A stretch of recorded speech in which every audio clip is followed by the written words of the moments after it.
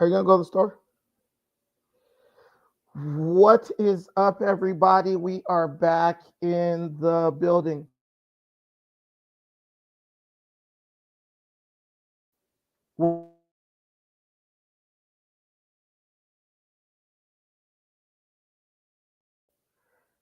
We are back in the building, everybody, and I just wanted to come to you all. I'm at home right now, um, and I had a thought while I was washing dishes that I really, uh, uh,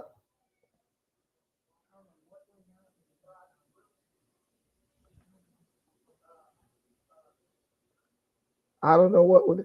I don't hear nothing, but I'm in the house. Oh, you can hear now? Does it sound good? Does it sound muffled? Just let me know because we're low teching it today, bro. Hey, bring me some lotion. My hands are ashy.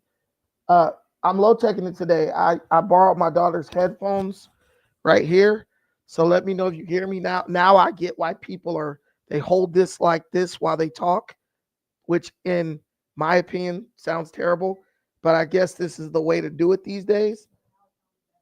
Yeah, because it's by my mouth.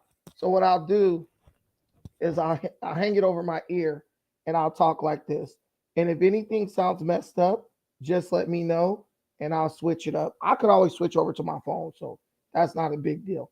But anyway, so I was having this thought today while I was washing dishes, and I truly believe that the Black Lives Matter movement, the Summer of Love movement, the Defund the Police movement,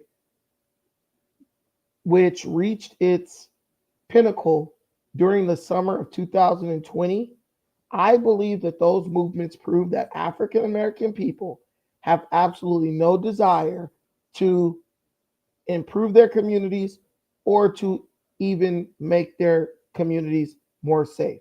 Now, a lot of people are going to say, oh, you cooning, you this, you know, the usual baseless attacks that happen when you dare challenge the narrative that has been assigned to African American people by their overlords. Whoever you think their overlords are, be my guest to associate it with them. I'm not going to tell you the overlords are because when I tell you who the overlords are, most people are just going to say, no, they're not, because most slaves, they don't really understand that. They don't really know who their masters are these days. That's cool. But a lot of people would ask me, Brandon, why are you saying that African American people don't want safe communities and they don't want to uplift their communities? Every time you turn around, black folks is walking around hollering to people about how they need to give us money and special opportunities so that we can improve our community, right? But let me give you a little bit of horse sense. Let me help you understand how I process things, how I think and I view things. A lot of people are new to this channel. Some people have been here for a while now, but I don't think everyone on this channel really understands the way I process information. And I'm learning more and more that that's important when it comes to building social media platforms, that your audience understands how you think so they won't always be taking what you say out of context. My boy Hakeem, my brother from another mother, let me know if the sound is good, my brother, because I don't want to say all this and it be muffled or messed up in some way. Okay, but anyway, we're good. Okay, so I will tell you that during 2020, the summer of 2020, the year leading up to Joe Biden's election to the presidency of the United States, there was a movement launched by Black Matters, birthed from within the annals of Black Lives Matter, the Black Lives Matter cadre, that was promoting this idea of defund the police. Right now, the police union and the subsequent law enforcement agencies that fall underneath it, they are considered by African American people to be one of the most powerful gangs in the world, let alone in America. Ask any gang member, ask any black person in any neighborhood. If you say, what's the biggest, strongest gang in your city? They will say the police. Don't nobody mess with the police. The hardest dude from your hood, he could be a straight murder. Bro could be a killer with a capital K. If the police tell him to get his ass on his knees, lay face down on the pavement, and spread his butt cheeks and cough, he's going to submit and do it. So we all understand that the police wield a significant amount of power within the black community as well as within the black psyche. Now, but military doesn't launch on U.S. soil, and the military is not used to control the United States citizens. So stay focused. We all intelligent black men in here. Ain't no need to go off on tangents based on things that Martian Coon. Okay, so anyway, they'll say it's the popo, the police, the boys in blue, right? 12, whatever way you want to shake it, right? Okay. Do you all understand and grasp the reality that African American people challenge the authority of the most powerful gang in America, law enforcement, FBI, CIA, not really CIA, FBI, state police, local law enforcement, city police, local sheriffs, all that, and actually were victorious in getting a significant amount of funding taken away from law enforcement agencies of any particular municipality and having those funds redirected at programs that African American people said would benefit the African American community. Okay, so black people took on the most powerful gangs in America and won. All over the United States, police departments were pissed. They were like, look, man, we don't have the money to do our jobs. You guys are listening to these activists, these pro-black BLM terrorists, and they are taking funding for the police departments. I mean, some of these cities, one of these cities being Chicago, if you went to Chicago in like 2019, between 2019 and 2024, you didn't see the police. You could go to the hardest hood in Chicago and there will be one cop car, 9 times out of 10 with a female officer, windows rolled up, she's bundled up, and it's very clear that she ain't getting out that car no matter what happens. Salute to all my guys. The police lost funding, so much so that they were unable to perform their duties and crime skyrocketed. And how we address that issue is our Democrat leadership, especially here in LA, they begin to lie about the crime rates, underreporting crime, not responding to calls about crimes being committed, things like that to artificially skew the numbers in their favor. Well, we defunded the police, but crime is down. Anyone living in these cities at that time could have told you crime is not down. You call 911, you're getting answering machines. You call 911, they're talking to you, but they're telling you it's going to be like 2 to 3 hours before police officers could come out. If you went to, especially if you're in a city like Oakland with a huge crime rate, they were like, it's 8 hours before the police could respond to a crime that's being committed, especially if it was a robbery or a smash and grab. So they basically underreported, and the police were unable to address all the crime because they were defunded. Okay. Now, if the black community could take on the largest gangs, the most powerful, heavily funded gangs in America, the police departments around our country, why would you listen to a black person, an African American person, when they lie through their stank teeth and breath and tell you that they want to get gangs and gang violence and gun violence out of their community, when they won't mobilize at all to end gangs and gun violence in their community, but they will mobilize, protest, march, show up to city council meetings, right? They'll go all the way to Washington to take funds from the police, but they won't even go to their front doorstep to get the Crips and Bloods out of their community. You know why? Because they don't want the Crips and Bloods out of their community. They don't want the criminal element out of their community. And you want me to tell you why they don't want that element out of their community? Because most of the Crips and Bloods in those communities, they're their children, they're their baby daddies, they their uncles, they their cousins, they their one-night stands, they boyfriends. And some of these people even are in marriages with these hood boogers, and they don't want to reduce their access to the people who they use for, let's be honest, their sexual fulfillment. I mean, I see women crying on the news, and this ain't all about women. I see women crying on the news when their child or their brother or somebody they know has been a victim of gun violence. We need to do something about these guns. We need to do something about these gangs. Did she tell you that she got 4 kids by 4 different dudes from the gang that she's talking about getting rid of? So if she gets rid of the gangs, she's telling you that she got to get rid of her baby daddy. And she don't want to get rid of him, not because she needs him around to be a good father, but she needs him to slide through at 2 a.m., 3 a.m. when he's done who banging, so he can, beat it up.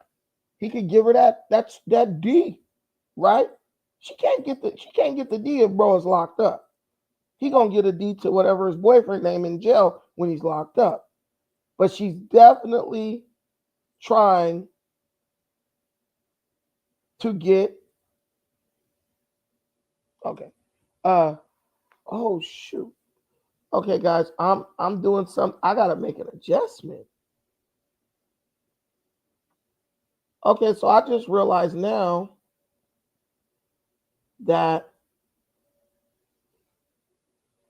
I'm sorry, I didn't mean to do this while I'm on air, but I need to set this. Apparently,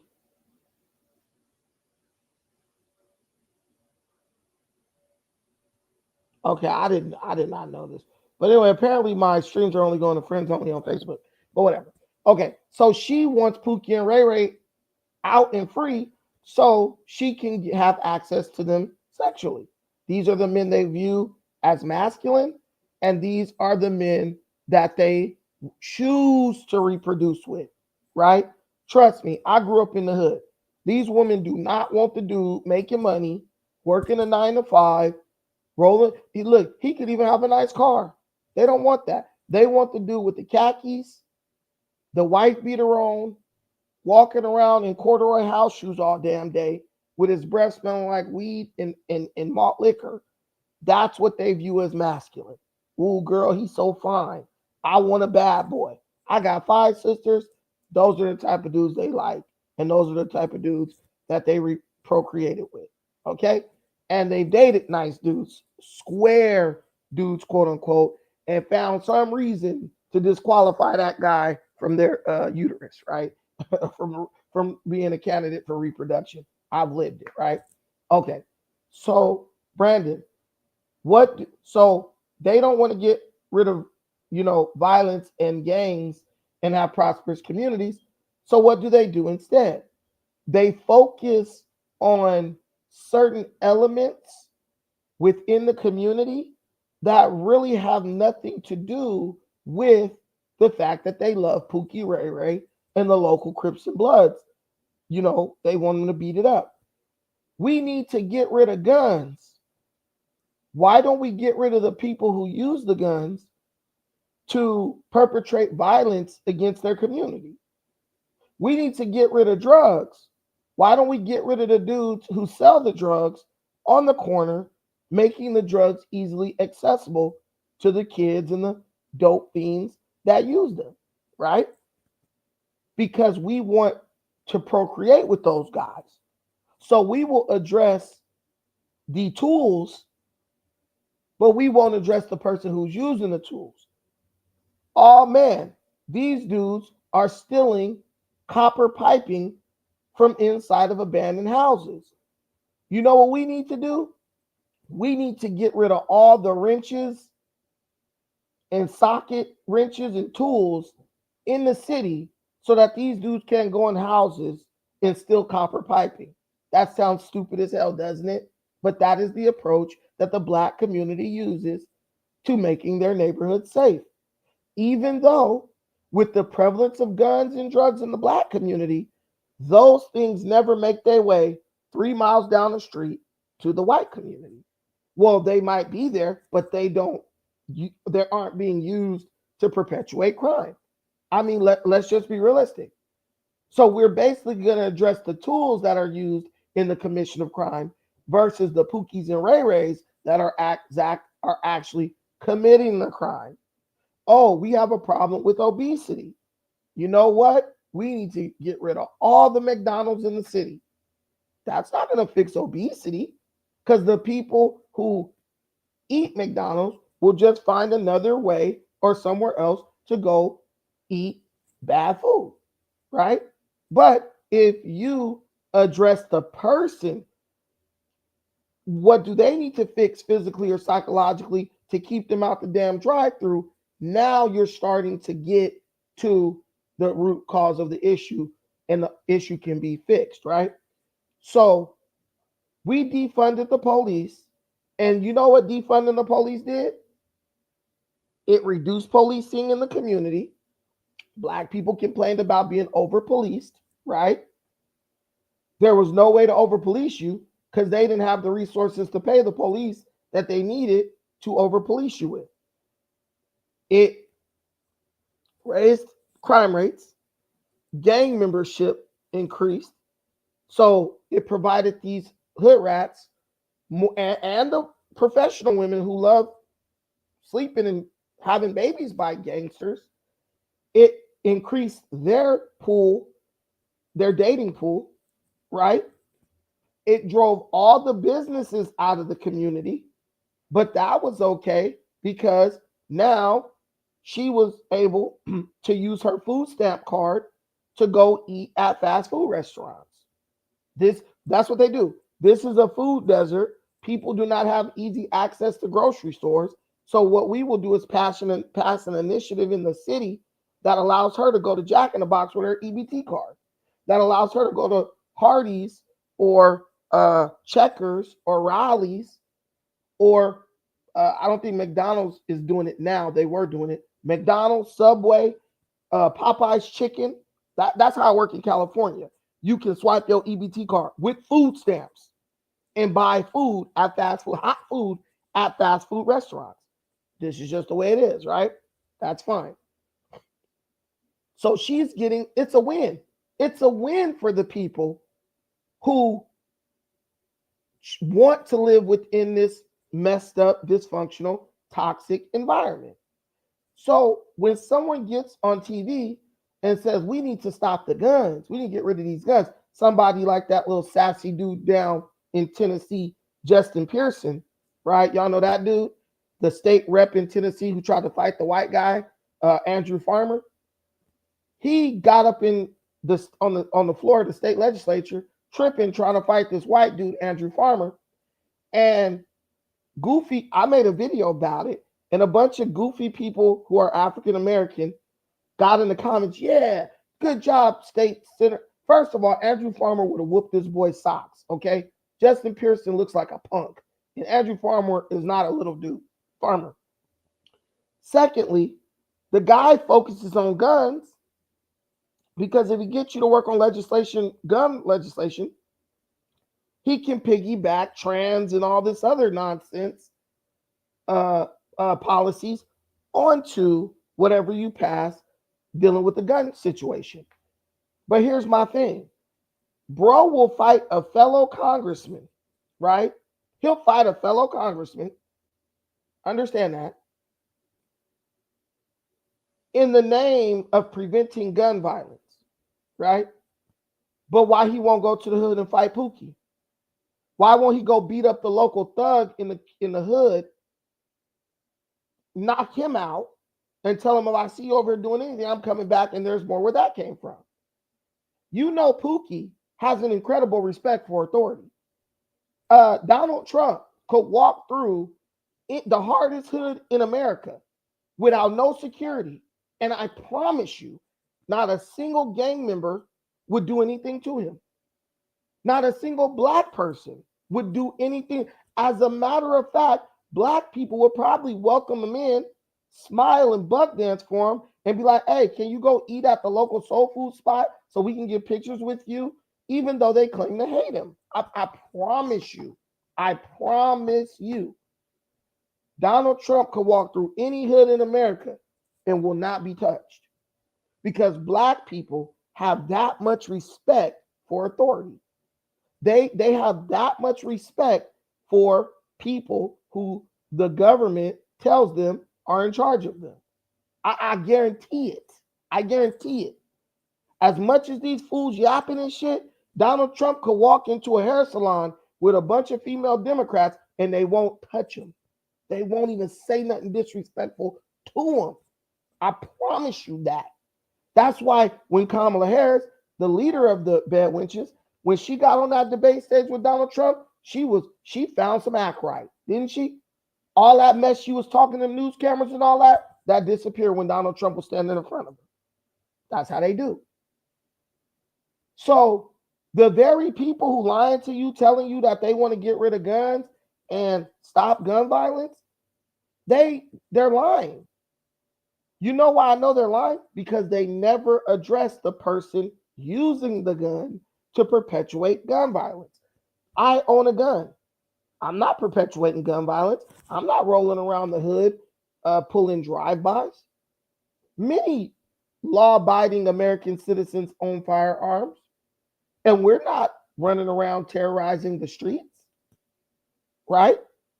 So that proves that a gun being in the house or within close proximity is really not the problem. Gun violence is a people problem. But if you take the focus off the people and focus on the tool, because that's what a weapon is, it's like hammer, it's a tool, right? You focusing on the tool will never fix the situation.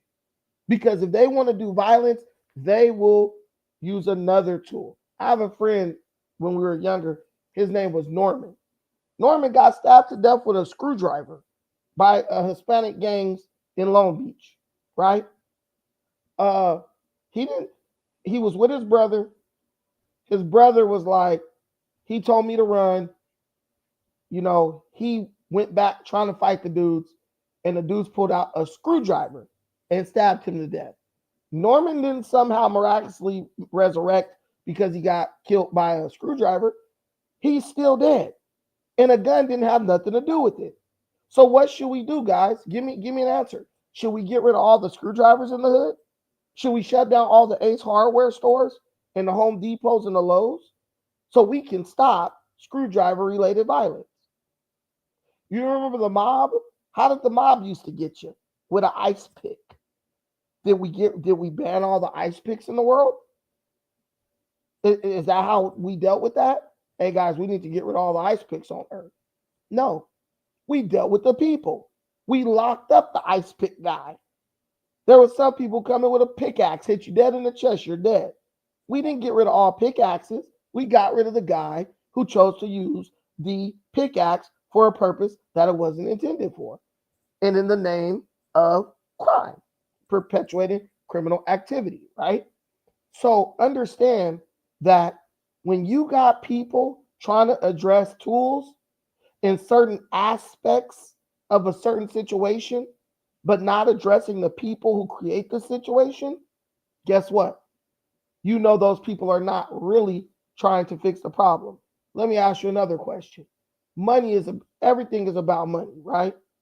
If you get rid of the Pookie and Ray Rays in your hood and the gangs who perpetuate crime, the police have no need to over-police your community. I promise you, I live in a community that is primarily white right now. It's a rarity that I see a police car. We used to have some neighbors down the street. They would always be getting in some like domestic violence issues. So like at least once or twice a week, about 8, 9 squad cars were down the street from where I live at this bigger apartment building where these people were fighting and stuff. They were Caucasian. Those people were evicted. And ever since they left, the police have not been over here in significant numbers in 2, 3 years, right? What did we do? Did we defund the police so they would stop coming 8, 9 cars deep to deal with these two people who want to fight all the time? I think it was a white gay couple. They want to fight all the time? No. You got rid of the people, and therefore you got rid of the problem. But the black community is the only community in America that will fight viciously to protect the people who make their community unsafe, and then operate in pure willful ignorance, trying to make everyone believe that the people are not the problem, but the tools or the products are the problem. Yo, listen, this ain't doing hair where you squirted some chemical on your hair and your hair started falling out. Now, in that case, the product is the problem. You should have put that dye up in your hair and that perm because it burnt your stuff out. But in this case, the user is the problem. The person who applies who puts into use the tool or the product is the problem. So when I say that I know for a fact we don't want to fix our communities, I'm not saying that lightly. I'm not saying that in a lighthearted way. I'm telling you that is the truth. And why would you want to fix a community that as soon as you get a little bit of money, you're going to leave anyway? You know, African American people are nothing more than a bunch of temporarily inconvenienced millionaires. Black people don't think about, man, I hope I get some money so I can build the hood. African American people say, I hope I get some money so I can get out of the hood. If this is a place you plan on one day leaving, why would you care what happens to it? That's like being at a job and they like, man, I'm only at this job for 6 months. You don't care if the company thrives or collapses. You're leaving in a couple of months. You're out of here, right? It's like you get senioritis, right? Hey, I'm about to graduate soon. So you really like, man, I don't care about these damn school activities and all that. I'm out of here, right? You're looking to the future. You're looking to your next step. And it doesn't matter if it's a hood rat living in the projects or if it's a hard working professional woman working $100,000 a year job. They both believe that one day they're going to get enough money to get the hell out of the hood. And it's the truth. Go downtown in any major urban or metropolitan area. Go to those big high-rise buildings that you can't afford because the rent is $4,000 or $5,000 a month for a one bedroom. Who do you see in there? Do you see white folks who are successful, Hispanics who are successful, Asians who are successful, but you know what else you see? You see black folks peppered in there. It don't be a bunch of us, but it'd be a good amount who are successful. Where do you think those people came from? Where do you think those people moved from? This guy or this girl can pay $5,000 a month to live in an apartment that they don't even own, but could have bought a house in the neighborhood where they grew up for only $3,000 a month. But they are so determined to get the hell out of there, right? They're like, I don't care if I'm making a financially stupid decision. I just want to get away from here. And then the same person, when the news cameras is rolling, will say, we got to stop the gun violence in the hood so the community could be safe. Bro, you was just coming over to get your hair done. You don't live here. You do not live here. So they say, so then the news person will say, how do we stop the violence in the hood? Oh, we got to get rid of the guns. We got to get rid of the guns. The same heifer talking about we need to get rid of the guns will brag about how her date took her to the shooting range for their date. How she went on a date and a dude took her to the shooting range. But I thought we need to get rid of the guns. And I might sound like a broken record, but you all know if you are Black in America, you've been dealing with this hypocrisy for your whole life. People purposely missing the point just so they can perpetuate a certain narrative. The hood is messed up because of guns. The hood is messed up because of drugs. No. The hood is messed up because the people in the hood are messed up. And the people who are in the hood are messed up. Why? Oh, because slavery and trauma. No, they're not. No, they're not. The people in the hood are messed up because of entitlement, right? Because if you got to work to put food in your mouth, you got to work to have a roof over your head every damn day, you don't got time to be hanging on the corner gangbanging. Trust me. Trust me. You know the number one way to get a gang member off the street? Give his ass a job. Because I had homies who was in the hood on a daily basis with their pants sagging down to their kneecaps.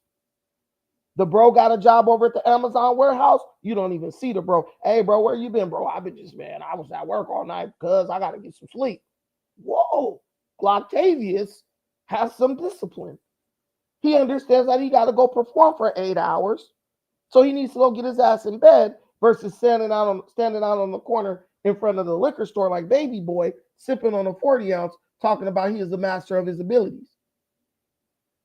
Gang members fall in line very well once they're incentivized to do so. I kid you not. Some of my friends who were the hardest gang members now work for the city of Long Beach, driving around, working for the water department, working for the trash refuse department, working, some of them work for the public works department where they go around and fix things that are messed up in the city. I got one of my homies, he's on this like commission where they repair the potholes and stuff in the street. And he just celebrated filling up 2,500 potholes last year. You know what I'm saying? These guys were all gang members. These guys were all hood boogers. But soon as they were incentivized to not necessarily drop their colors, but to stop operating as a degenerate in the name of gangbanging, they did so. And they are better off for it. They're making really great money. And they're buying houses, buying condos, driving around in $75,000 cars, all types of. They got the Chargers and the Challengers with the sports package and the Hellcat, the Corvette, right? They got all that shit, all that stuff. They were given the incentive, or something in their mind clicked and was like, you know what? I don't want to do this anymore, right? So you can't tell me that it's the gun. Because if the gun causes this guy to go out and do gun violence, the guns are still here. But these people chose to stop using the guns to perpetuate violence against other people in their community. So we know that the problem is not the gun. The problem is not the community's proximity to oil refineries. So the toxic pollution coming out is warping the baby's brains to make them want to be 20 Crips and insane Crips and Hell's Angels. And GDs and Vice Lords. It ain't that. It's not because the community was built under telephone wires, which stimulated a certain hormone in their body, which caused their body to produce a certain hormone, mass produce a certain hormone, which made them more susceptible to gangbanging and dope use. It isn't that. Everything is about incentive. What are we telling our people to do? What are we encouraging our people to do versus what they're doing, right? If you look at the situation, especially with like gangs and stuff, if a dude could live up off of a female, right? He go out gangbang all day, hard night of gangbanging. He comes in his boo thing's house. He could sleep all day. She could cook him some breakfast. I'm gonna say breakfast, like Tyrese and Baby Boy. And he come and he eat his breakfast, have some titillating sexual relations, right? Get real freaky, pass out, right? They did all that by 6 a.m. because he didn't walk in the house till 3 a.m. And now he gonna sleep till 2:30, 3 o'clock. Wake up, crease his khakis, fold his bandana, put on his Pendleton, and go right back out and do the same thing the next day, the next night. There's no need for this dude to get a job. There's no need for this dude to think about his future. He doesn't have to think about where's he going to sleep tonight or what he's going to eat. She doesn't mind being generous to him. The state, the food stamps fill up her refrigerator. And nobody is more generous than a person who's getting some shit for free. She makes sure her man got a hot plate of smothered pork chops, gravy, and rice. So he can be nice and strong for going out terrorizing his community. Same heifer get on the news. We got to stop all the violence. The kids can't even play outside no more. We were smoking with cigarettes. Girl, please. Please. Okay? Please. You just as much a part of the problem as everybody else. I want the Black community to stop looking at the person pulling the trigger. I want the Black community to start looking at the person, the people who make a perfect environment. They create the perfect ecosystem for the production and perpetuation. The production of criminals, thugs, and gangsters who perpetuate crime and criminal activity in the community. And if you look at that, you will understand that the Black community has no desire. Black people have no desire to improve their community. Another way you know that they have no desire to improve their community is when you look at gentrification. White people, Asian people, Black people with money, Mexican people with money, moving into traditionally violent areas, historically violent areas, areas that historically are high crime areas, turn into oases, is that a word? Oases of peace. Once you remove the element that perpetuates violence and crime. Let's be real. I live in Long Beach, California. When I was little, if you went down to 4th Street, which I live below 4th Street now, right? So I'll have to go up to go to 4th Street. I live around white folk now.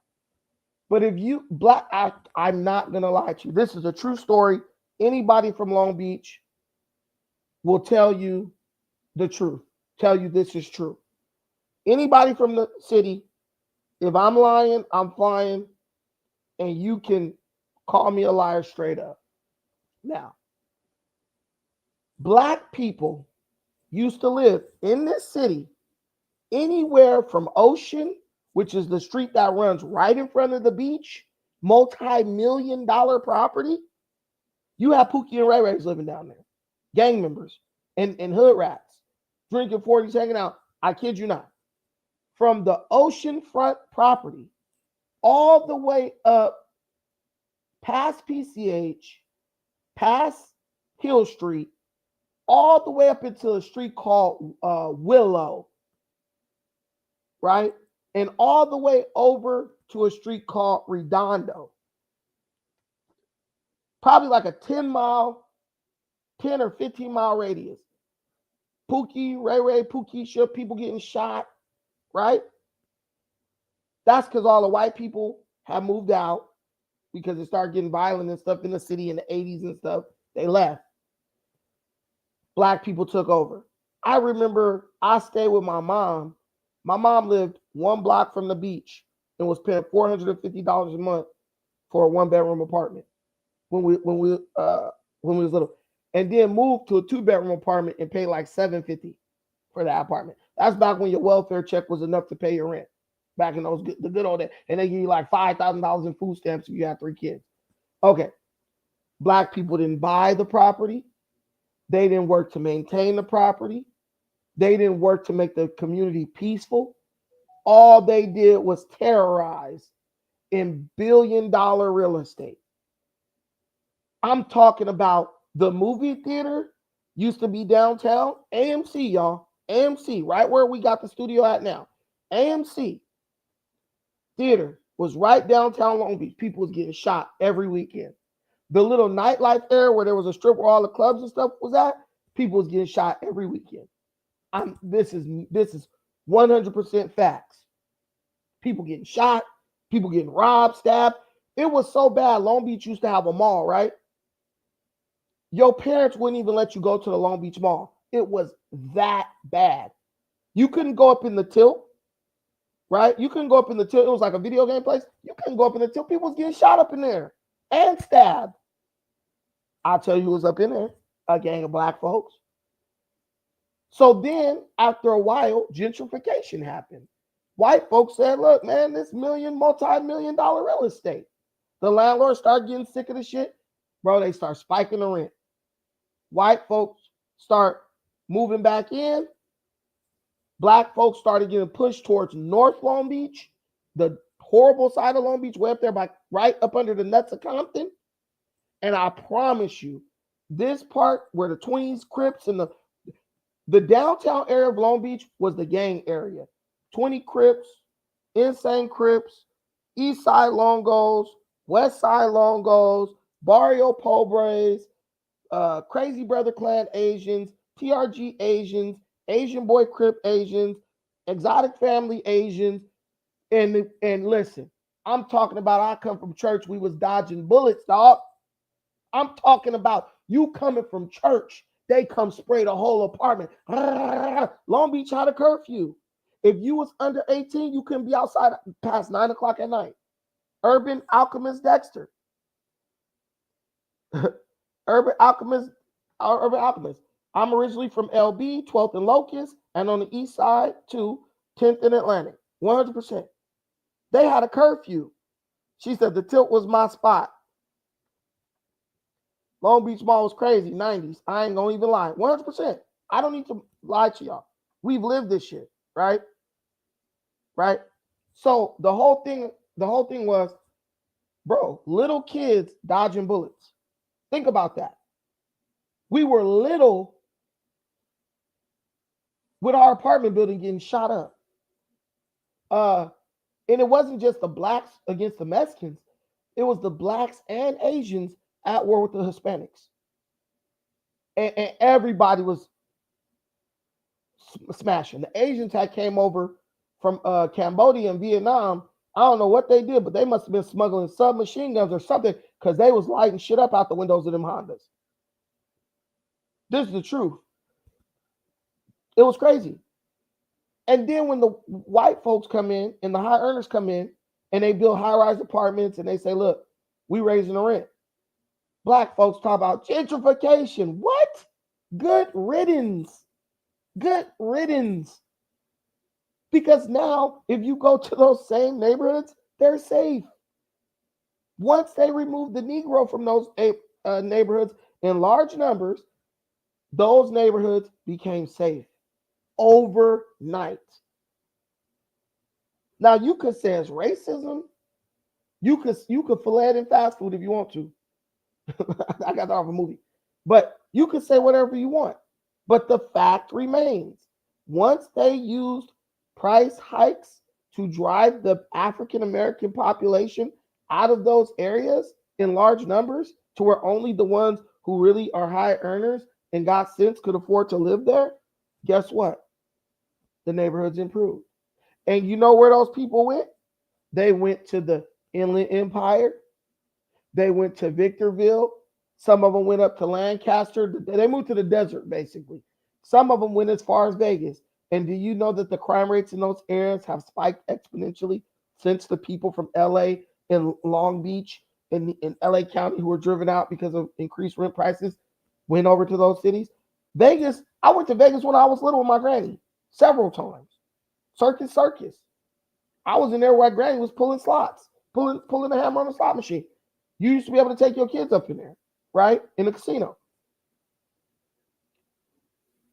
There wasn't no crime in Vegas. There was mob crime. Organized crime. But you didn't have no Crips and Bloods up in Vegas. Please. Late 90s, early 2000s, when gentrification started hitting and they start driving these fools up out of here, you didn't have no crime in Moreno Valley. You don't have no crime in Upland and Redlands and Rialto. A few years after gentrification hit, the crime rates in those places spiked exponentially. Everywhere you send these people to, black folks, the hood booger types, everywhere you sent them to, the crime rate spiked. Who is it? Is it the proximity to oil refineries? Is it the fact that the community sits under telephone and telephone wires? Is it something in the water or slavery? No, it's the people. And if the people are the problem, and the people don't want to acknowledge that they are the problem, they have to find something else to be the problem. Now, black people are committing crimes because of Donald Trump. I literally heard somebody say that on a video. Donald Trump is making black people commit crimes. I heard a fat black woman say trauma is the reason why she's fat. Stress and slavery is the reason why she's obese. Talking about it triggers a certain amount of hormones that make you want to eat. We are the kings and queens of making something the making something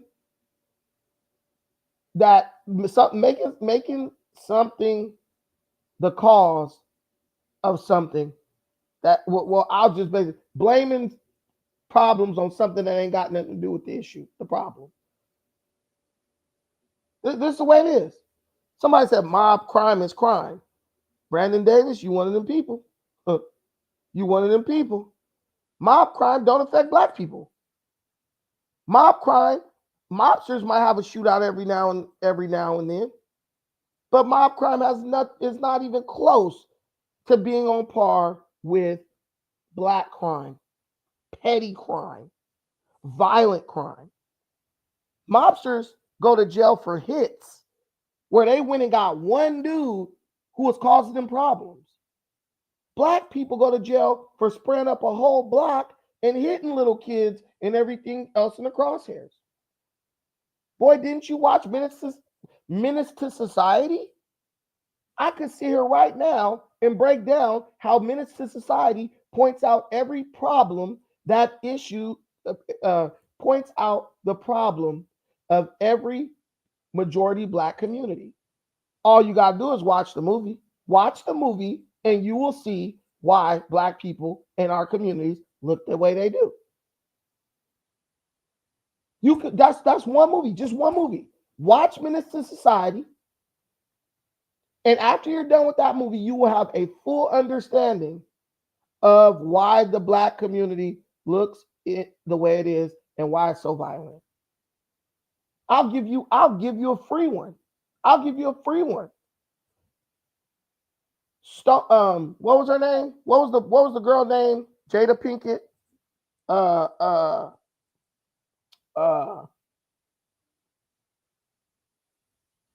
What was Jada Pinkett name in Menace to Society?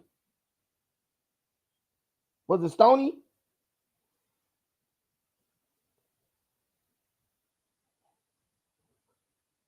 Oh, Ronnie. Okay, Ronnie. Let's take, for example, Ronnie, right? Jada Pinkett played Ronnie. Ronnie was the baby mama of Kane's OG homeboy who was in jail. Damn, I forget the name. It's just been, where's this fool at? Stoney. She was Stoney and set off. She was Ronnie in Menace to Society. What was the dude name?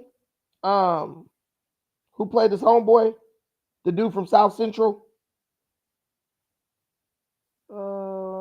Kane. I'm looking up the cast. Y'all know, man. Help a brother out. Hey, HBO. Y'all don't even know. Y'all ain't even black like that for real. I thought y'all was black. I forgot for real. Purnell. Okay, Chili Willie Purnell. Okay. So let's break down one dynamic in the movie that tells you about black folks. Okay. Ronnie was the baby mama of Purnell. Purnell was the OG homeboy of Kane, right? Ronnie had a baby by Purnell. Purnell ends up going to jail for life, right? Ronnie has a son by Purnell. Purnell goes to jail for life. Purnell was the person who was supporting her financially, right? Right? Okay. Ronnie saw exactly where the life of being a baby mama to a gangbanger leads. The baby daddy is gone. You financially don't have a bunch of money, but I think Purnell left her like a little nest egg to like pay for the house and all that stuff that she lived in, right? And you got a son who's now growing up with no father. Now, once you realize that dating a gang member, falling in love with a gang member, giving him access to your uterus and rewarding him with a child, a son especially, right? Once you realize that doing that has the potential to lead to you being a single mother, right? Why would you do that again? Why would you repeat a behavior that produced a undesirable result? She was so mad at Purnell that when she went to the jail to see Purnell, she didn't even want to talk to his ass. She was pissed. You know what Ronnie did? To show you how the black woman uses her brain when it comes to dating, she not only went and got her another younger gangbanger, because he was younger than her, right? Right? She went and got another gangbanger. And he was the homie, the little homie, direct. If he was Big Purnell, Kane was Little Purnell. The direct offshoot of her baby daddy who was in jail for life. Let that sink into you. And I wish I could say that was a gross exaggeration of the situation or a gross misrepresentation of the situation, but it wasn't. That is exactly how hood rats do in the hood. They will have a baby by one dude from a hood.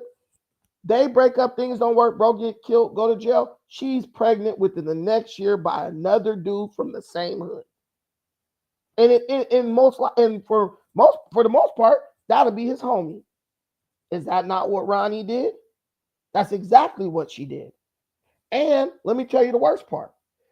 The boy Kane gave her every reason, every red flag on earth to get away from him and keep him away from her son. How we know? Had her son playing with a gun when he was only like 5 years old. She walked in and caught him. Was teaching her son how to swear and curse. I'ma whoop your A. She heard him. Hey, don't be teaching him to talk like that. It was even a point where he was about to get a little boy some beer, some alcohol. Start killing his little brain cells off at a young age. Then to top it all off, then on top of that, he was running around with O Dog, who was like the most craziest dude ever, right? This dude was killing people and laughing about it. And this was bro's ace homeboy, right? He was beating up dudes. The dude, remember the girl cousin who he beat up? That dude wasn't even in a gang, I don't think. He was just approaching bro about disrespecting his cousin. Instead of being like, bro, look, your cousin could go get a DNA test, whoop-de-wop, whatever, and we'll sell it. He sucker punches the guy, stomps the dude out, beats him up. He gave that girl every red flag. He also was robbing people. Because remember the dude who he robbed in the driveway, the burger spot, and stole the dude Dayton's off his car? And then was rolling around the same neighborhood with the dude's Dayton's on his car. Then he was hanging with his cousin from Long Beach who got killed. I mean, if you what hood was he from? What gang was he from? Azael. They never stated him as a gang member. But anyway, here's the thing. How many red flags does the black woman need before she says maybe this guy is not the optimal candidate for reproduction? She still wants to drag that fool to Atlanta. Come on, let's go to Atlanta. Why she didn't get with Malik? Yeah, bro. Bro, she thought she can like kind of have her cake and eat it too. Like it, okay, so it's a dynamic where basically the good guys can't protect her from the pookies anyway. So she wants a thug with a little bit of sense, enough to change and go follow her. You muted. But think, what sense did he really have? Bro was operating like a little boy the whole time. She thought, I'm gonna make him into a man. I'm gonna put this pussy on him, and he's gonna suddenly transform into a man. That's exactly what she wanted. Thought she slept with that dude He during the had a little movie. sensitivity, basically.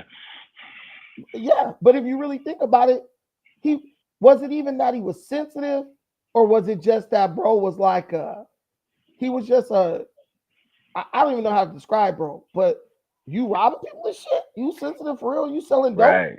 Come on, bro. Many people feel like that's all they like. You know what I mean? Like that's as high as they can go. She literally, It's hey, spooky. she literally had a fetish for gang members, and it almost cost her son his life. Almost. Thank goodness at the end the guy like got on top of the little kid, but his mother could have protected him from all that by not having gang parties at her house. Our natural selection is perverted. That's what I'm trying to tell you. We have a yes, that's a perfect way. We have a perverted sense of natural selection. It's crazy. I But see why but they see them as protectors in a way, because it's like, you know what I mean?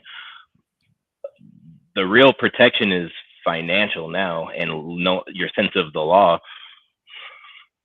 let me tell you this. A real protector, right? A real protector avoids dangerous situations. That's the reality. A real protector keeps you away from danger. Understands risk. Right. How is he a protector for you when he's doing crimes, beating up people, selling dope, robbing people, then coming back to your house like he ain't been doing nothing? It's probably a hindbrain kind of thing, right? You know, you would be able to speak to that. I'm not that intelligent. No, I mean like more primal. You Is know what I'm saying? hindbrain when you look at the back of a chick's head while you hitting it from the back? Like that's what I would. Because there's 100 more dudes like him around her, Right. He just so didn't she could operate. fall victim to one of them. I think the thing uh, is he didn't operate in a predatory way with her, like say bitch ass Chauncey, how he was trying to like force himself on her, kind of. Kane was like, it's typical female logic. He He ain't keep her in check. That's what it was. He ain't keep her in check. no. He played hard to get. Remember Kane? Remember she always liked Kane, but he didn't want to sleep with her. Nah, that's wrong. Pernell's my homeboy. Remember he kept being like, no. Oh yeah. That's women though. Women want the one who's hard to get, the one who ain't eyeball them every 5 minutes, the one who's not trying to push up on them. That's the one they want because they Right. like, a lot of females they can't handle rejection, and that's what it Oh seemed. right. It seemed like that. Nah, he gonna get this pussy. I'm a show him that he wants this thing. But Like, there was a feminist angle to it, and Jada always has that in her role. yeah, maybe. It was I mean, it was yeah, more of a follow me. right. Come with me. Let Let me expand your horizons past the hood, you beast. really, let me give you this pussy, and then you gonna follow this pussy to wherever. Because that's when he agreed to go after she gave him sex. And that's what niggas do. And that's what niggas do. Hey, no, but seriously, you could just look at that movie, bro. I'm telling you, Boys in the Hood was a way more wholesome movie than Menace to Society. Because at least strong black male figures were highlighted. Furious Styles was in there, giving game. And it did highlight their ineffectiveness eventually. Deaf ears. Well, did it? Because Cuba Gooding Jr. survived. He listened to his daddy and jumped out that car. Versus Malik or Sharif, whatever his name was, who got killed. Right? Like the But one he was little still a positive male figure in all those boys' lives, in a way. The dad was a positive male figure. And there was more than one. Yeah, yeah. But look at They just wanted to do hood rat stuff with their friends. Right. And everybody ended up dying. Versus Boys in the Hood, where what's Cuba's name in Boys in the Hood? I forgot his name. Trey. Where Trey Ashtray. Where Trey was like, shit, I ain't out here gangbanging with y'all. I can't smoke with you every day. I ain't Nate, dog. You know what I'm saying? Type shit. What's that guy's name? Damn, I forgot his name. But yeah, he wasn't like doing day-to-day crime. But it was just all tragedy. But that female element in there in Boys in the Hood, that I mean in Menace to Society, it just perfectly represented the African American community, man. Like, and Boys in the Hood was trying to highlight the proximity effect. Right. You know, you may not be down, but hey, you too close. But it was like you might be around it, but you gotta know when to back away from it. You feel me? Like, go up to this point. See, and also that little Malik dude or whatever, that little Sharif, I think his name was Sharif. Y'all gotta give me his name. But that dude was actually, I think he was in the gang too before he found Islam. I think he was tripping too, and then he found Islam, so he still hung around his homeboys, but he was just that dude always trying to preach a more positive message. Trey never was in the gang. Trey was like, I just grew up with these fools since we was little, and I only stayed with them during the summers. You know what I'm saying? When I was. But let's be real. How many Sharifs were in those groups? You know what I'm saying? That was rare. None. Hell no, none. In real life, like, you know what I'm saying? Yeah, in real life, no. In real life, in a gang, that dude talking that stuff, niggas be like, man, get the fuck out of here, like. Right. Yeah, because if you about to go do some shit, you don't want to hear that shit. Like, you done already got your mind committed to doing whatever you was gonna do. Guys, you guys feel free to come up. I'm letting people up if y'all want to come in and add to the conversation. But basically, what we're talking about is, what do you think, Hakeem, about what my statement is? Defund the police proved that Black people do not care about the Black community. Yeah, it's just one of those things that's proven how much autonomy we do have that we don't take. No, seriously. You know, you could fight the damn police and win, because we won that battle to defund the police. But you can't beat out the 10 Crips in your neighborhood that are out of jail at the time. Come on, bro. It didn't take long to say, where are the police? Bro, I just saw, I'm not going to mention their name. It's a blood hood in LA. I just saw a blood hood get totally eliminated from their own neighborhood by a Mexican, a bunch of Mexican homeowners. Those dudes can't even go in that neighborhood no more. But Black people will tell you, oh, we can't do nothing about the gang violence. How did Mexican homeowners get a hood that's been in a gang that's been in the neighborhood for 30 plus years, right? Shit. How long they been over there? Let's say the 80s. They've been in that neighborhood 50 years. They got that gang totally removed from that neighborhood. How come they could do it, but you can't do it? Because you don't want to. Yeah, and the crazy thing is, man, there's a lot of us that, you know, ain't on that kind of time, and a lot of it is now more so of a mass media issue. Hey, yeah, mass media, but even when you look at shit like No Jumper, that proves to you that Black people low-key worship and glorify gangbang culture. Am I wrong? I think all those people that be sitting on that couch, they're willing to sell the culture, and that's exactly what they're doing. And, but bro, they want their piece of it. But if you say sell the culture, right? How is Brick Baby nodding off on camera because he's so high on perks or whatever he's on? How is that selling the culture? That should be telling you I don't ever want to be associated with the culture. How is Munchie B blind as a damn bat because he got shot in the head? How is that selling the culture? Those are representations of not wanting to be in the cult. Like that should be everything. I'm wondering now if that kind of self-snitching stuff is like basically like throwing that stuff on the straw man of the personality, the entertainer. Like artists essentially can sometimes do. What do you mean? Like they'll say something in their raps or something like that, but since they're being an artist, that's not, you know what I mean? It kind of washes it in some cases. What do you mean? Like they're artists, so now they're Like absolved? maybe the police are investigating something, and now an artist is saying something that kind of sounds adjacent, but a lot of times rappers be lying, but it sounds mighty close. I feel like sometimes that can play to the advantage of the police, and always a disadvantage of the artist if they have to go through any kind of issue over it. But it's almost like maybe you could yap, and then, oh, I'm just a character. This is just a character. Like, what are y'all talking about? Yeah, like using the shit said on No Jumper to like cover over shit that really happened. Like, I mentioned this, but if I mention it on No Jumper, I always have the disclaimer of saying, hey, that was just for content.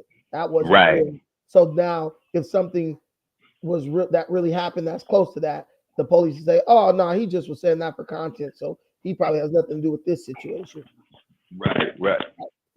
I guess, but the police have always mined music, movies, even, and now podcast and social media content for evidence of criminal wrongdoing or criminal involvement. So it's just more of the same. But my angle is like, you talk about gangs. I mean, like, look, you could, if you want to know the intricate workings of gangs and you know what happened in this situation, they got a lot of channels, hood vlogs, street whatever, street vlogs or whatever. You can go learn everything about these gangs from those channels and never have to even talk to a gang member.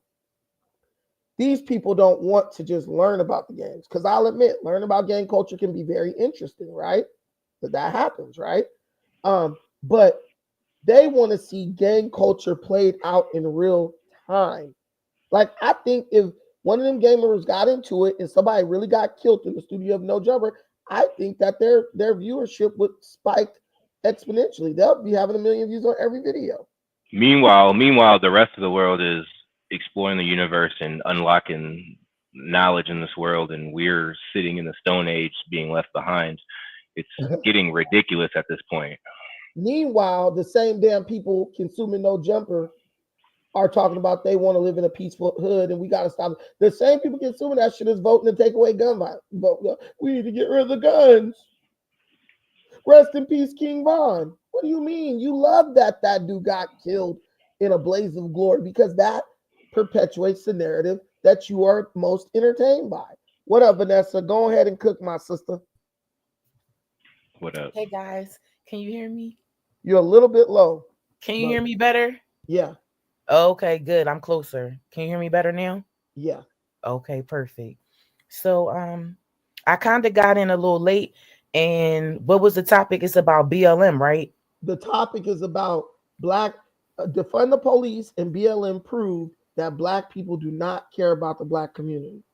Oh, yeah. So the whole BLM thing, if you was watching the news, they tearing it down in DC, and I believe in New York too. They're going to pave it over, which is good because it was such a monstrosity, being like spray painted and all that, or painted on the sidewalks. It was really tacky.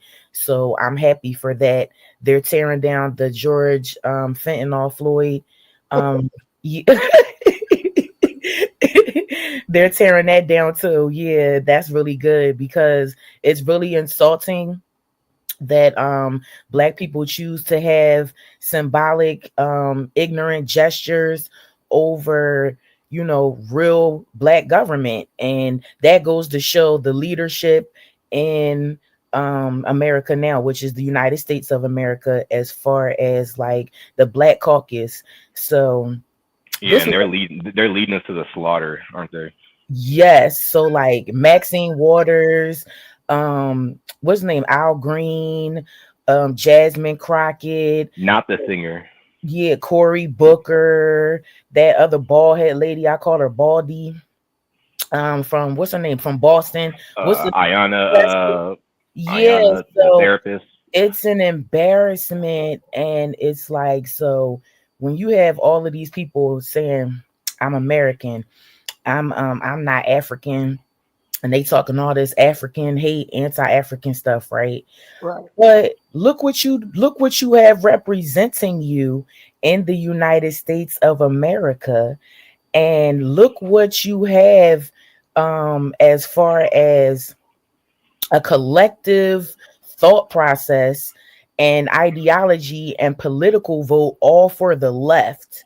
Everything that they do is with the left meaning the Democrats, the far left Democrats, not the moderate, but the far left Democrats. All of this weird Hebrew ideology, indigenous, Moorish, um we were already here, anti-African, is coming from the far left. And what do they have to show for it but the Black Caucus? So at this point, and BLM, that's all they have to show for it. Their communities are trash at this point, and they're all Democrats. 96 of the percent of the Black women vote is all Democrat. That's horrible. 88% of the Black men is Democrat, so he's following behind her, and she's an idiot, so is he.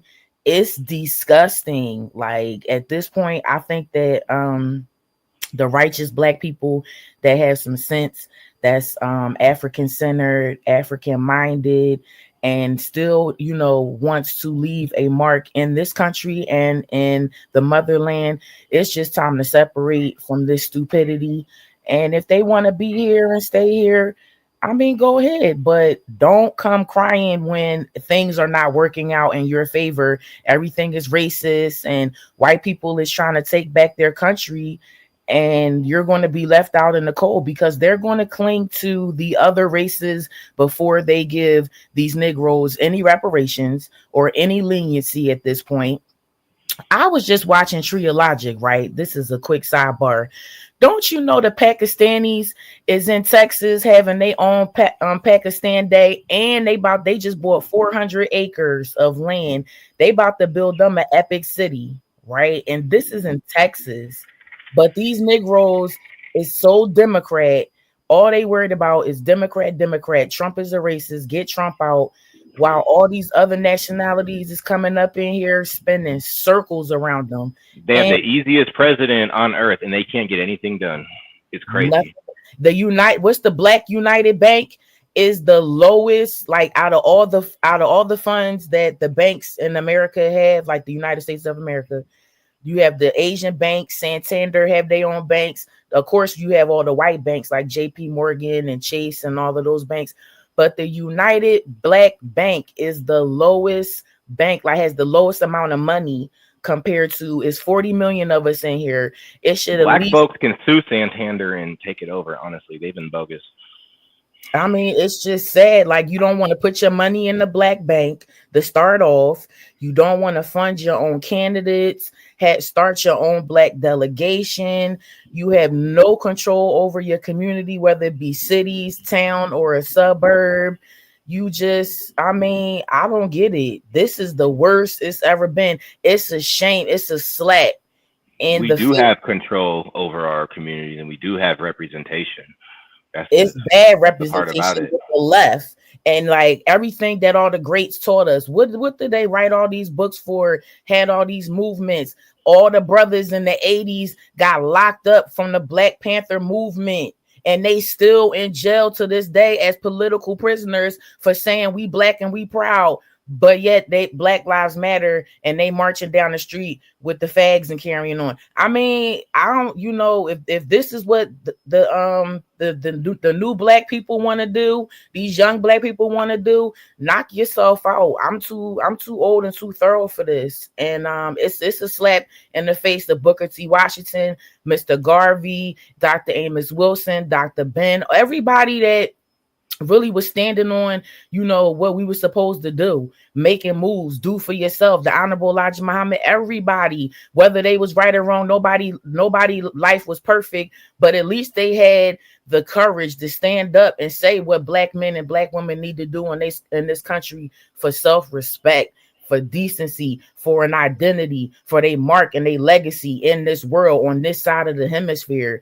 It's a slap in the face. I believe that it's retribution coming right now. These next 4 years with Donald Trump, all the black traders that basically been betraying us. And that's a good thing that he here too, because you get to see all the black idiots in Congress and in the Senate that's been betraying us for all these years. And they can't even say it's for money right now. You can't just say, oh, they did it for money. No, deep down inside, this is who they were meant to be on this planet.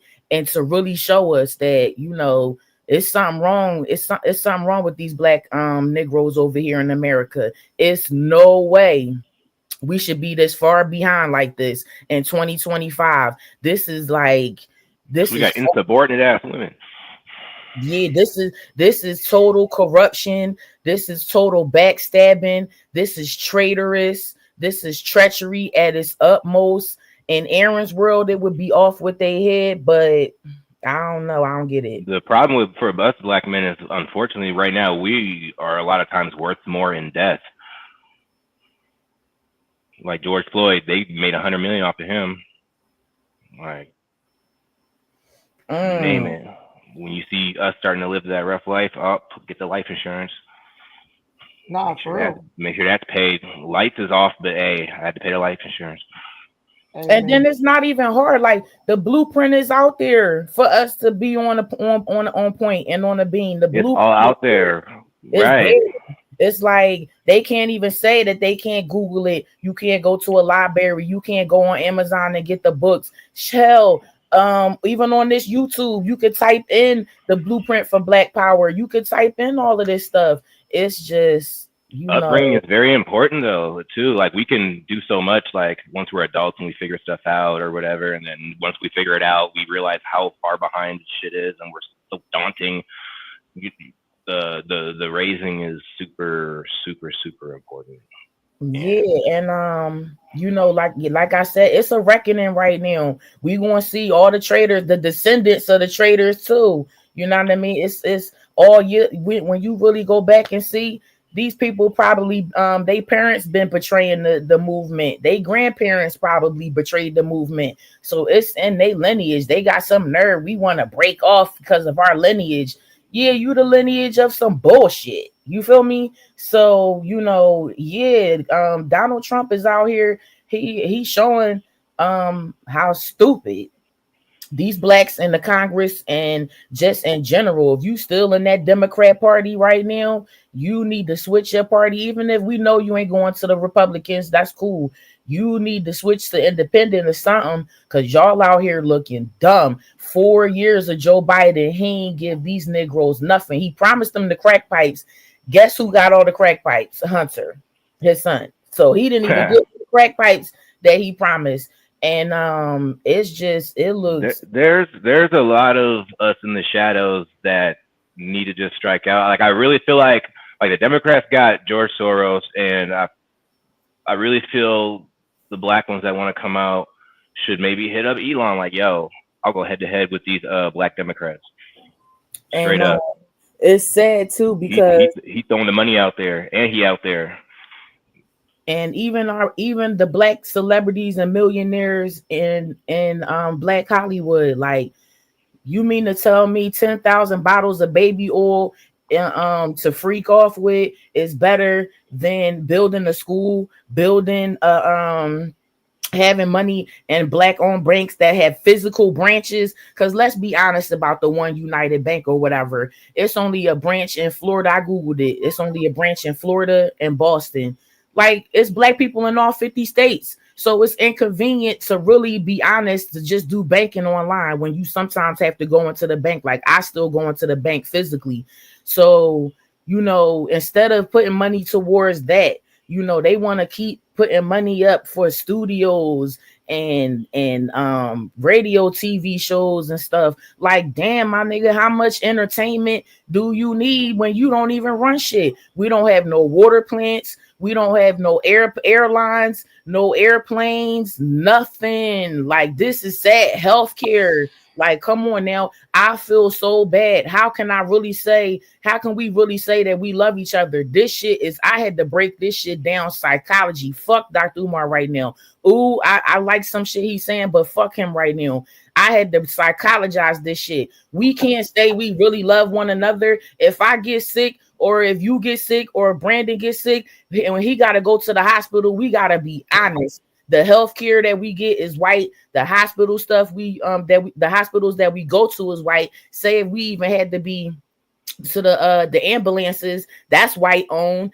The materials and stuff that they use in there to take our temperature, everything is white owned. We do not fucking love ourselves, and we do not love each other if we sitting up in here faking it, talking about we want black power, but we sitting up in a white infrastructure, a white nation. I live in 1776 in Philly. I could walk down there and see Thomas Jefferson and the statues and Benjamin Franklin, and all of that shit was written by them white folks. I don't care what these crazy weirdo Moorish niggas say. That shit was written for the whites, by the fucking whites. So it's impossible to say that we really love each other, that we're trying to grow as a people, we made any progress. All of that shit is a lie. I had to come to grips with that. It's a hard pill to swallow as a black woman. I'm speaking for the black woman right now.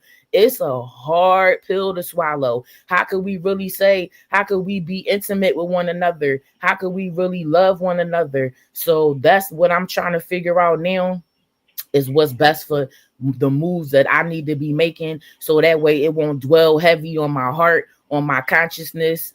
And I'm not trying to be bitter about it. I'm not trying to be the angry black woman, but I'm trying to make my moves accordingly, so that way I can leave my mark. So I may not necessarily have kids, but I'm saying it for other people's kids and grandkids. I don't want them to be my age coming up and they figure out the same shit. We don't have nothing, no power, no infrastructure, no healthcare, no transportation, no nothing. We, like, this is sad. My heart is really broken. Like, when I really figured out, like, this is the type of universe I'm allowed to live in, I probably was born in the wrong time, or maybe I was born in the right time, but it's not a good feeling. And I think we need to communicate that more to one another. This is my true honesty. I'm just pointing it out. I'm not trying to bash the black men. I'm not trying to bash the black women, but this is really honest. Like, how can we really,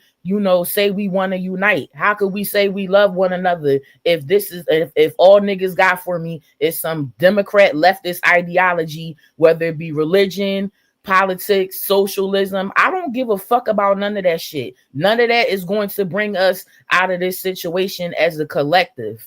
And it's hurtful. It really Black is. self-oppression was the first AI. Explain that. It's like it was set in motion, and it's been automatic for so long, and it's been improving upon itself as it's gone along. Man. Yeah, I mean, like people say, we are the perpetuators of our own demise. And you can say something about the black community that is 100% true, and they'll still do, like, for a long time, black people and what's going on with us has been ascribed to, like, ignorance. Oh, they don't understand. Black people understand just fine, because when things benefit them, or they've been ordered to understand something that on its surface is like, should be like hard to understand, when they've been ordered by the Democrat Party to do it, they can do it just fine, right?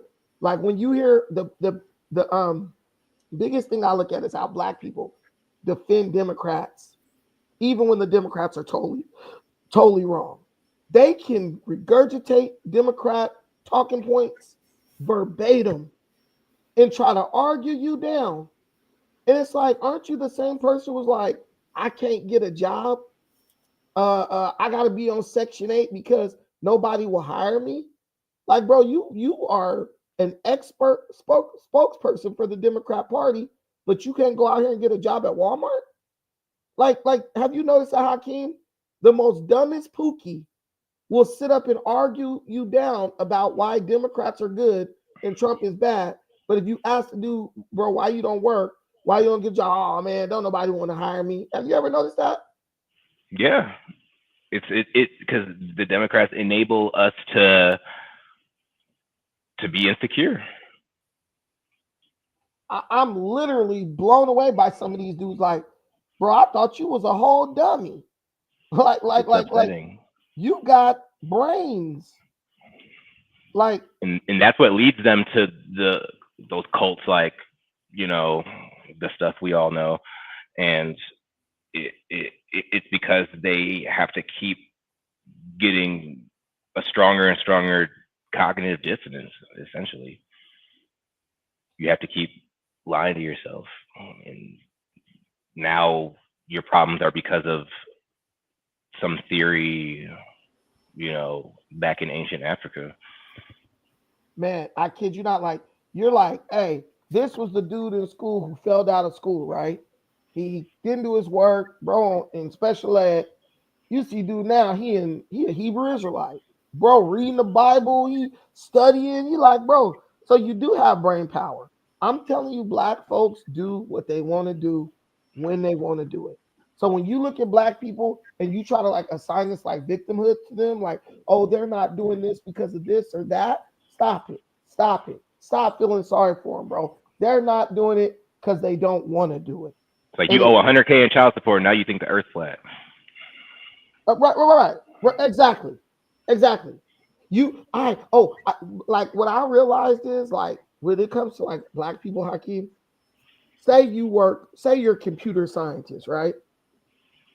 I'm not willing to do the work to be able to sit and debate with you about computer science, right? I don't want to go to school for 4 to 5 years to learn the intricacies of computer science so I can really challenge something you believe from an informed place. So what I'm going to do is, instead, I'm going to try to find some obscure field, yep, where I can gain where I believe I can gain intellectual superiority over you very easily. It's like the people that know too much about Lumumba. It's like, dude, who gives a fuck? Like, right. Who cares? Oh, you went to school to be a rocket scientist. So I'm going to go learn everything there is to know about Malcolm X so I can feel like I'm smarter than you. What? Right. What the hell are you talking about? Did you know you can't fly over the South Pole? Government won't let you. Like, okay, dude. Really? They learn things that you can find out on Google in 2 minutes. And thinks that like, he's not even my friend, honestly. He's a sucker. There's this guy, he has this channel on TikTok dedicated to like feminism. Black dude, white wife, ugly dude. He's always talking about feminism, right? And men are abusers and we're misogynists, this type of craziness. Bro will try to cite stuff from feminist books, feminist novels, journals, all this stuff. And bro believes that if he can call you just, you're an abuser, all men are inherently abusive and stuff like that, right? He thinks that him having all this useless knowledge about feminism and him being able to throw a label of misogynist or abuser on you, he thinks that makes him intellectually superior to you. I'm like, you're smarter than me because you're a male feminist? I think that you know, it's more than just one solution to our problems as a collective. And you know, some of these people get on these platforms, they just think that they have the one only solution, whether it be through religion, whether it be through these parties, political parties, whether the ideology, or, you know, whatever it is, you know, health or wellness or something like that. It's not an easy one solutional task that's at hand for 400 years of us being in this predicament. However, just starting the conversation of the solutions, because it's easy to sit here and talk about, oh, run down all the problems and see what's going on and stuff like that in the news. But just saying, hey, this worked for me. It may not work for everybody, or all 40 million of us, but this is what I tried and this what's worked for me so far. And have those agendas and goals and conversations, first starting, amongst ourselves and the like-mindedness of those who want to move forward, because you can't speak life into somebody that's so dead and ghetto that they don't want to hear you. It will be some good diamonds out of the rough, don't get me wrong, but some of us is just too far gone where they're not receptive to hearing what's going on, especially if their pineal gland is totally completely closed. But it is some definite solutions, individual wise and collectively. But the goal is to become not ghetto, but be more of Gabrielle Union and Dwayne Wade's family. Who that? Oh, you talking about the basketball player? Yeah. Oh, the guy with the gay? No, we're not no, we don't even want to be like that. But that's what the coin seems like, the two sides of the coin, either ghetto or Wade and Gabrielle. I mean, either you ghetto or you gay. And sometimes both. Like, I really feel like Black people, like I always say, we are a trendy bunch of Negroes, right? We just follow whatever trend is pop. I 100% believe that Black people only follow Malcolm X and Martin Luther King and all them dudes because it was just something fun to do on a Saturday night. The Black Panthers. I don't believe that our people collectively believed any of that shit. It was like Black MAGA. Right. It was like, this gives me something to do. Like, if you look, like, I remember when I first had my encounter with Black Lives Matter, the lady who was the leader of the chapter in Long Beach, she was just like a bored housewife Black chick whose husband made a bunch of money working at the oil refinery. She was like a teacher or something. But just normal. It literally was like they lived in an all-white neighborhood, nowhere near Black people. They hung out with a bunch of rich Black people from like LA, Hollywood, Tarzana, out in the nice area of the hills. And within 3 days of meeting her, I think I invited her and her husband over to my house for dinner. They came and ate dinner. And they were like, they looked at us like, oh, you guys are like us. They invited me to an advanced screening of Birth of a Nation with Nate Parker on Paramount Studios Live. I said, wow. Oh, y'all some rich niggas. Like dudes getting out of Bentleys and Maseratis, like older Black dudes. I still haven't seen that movie.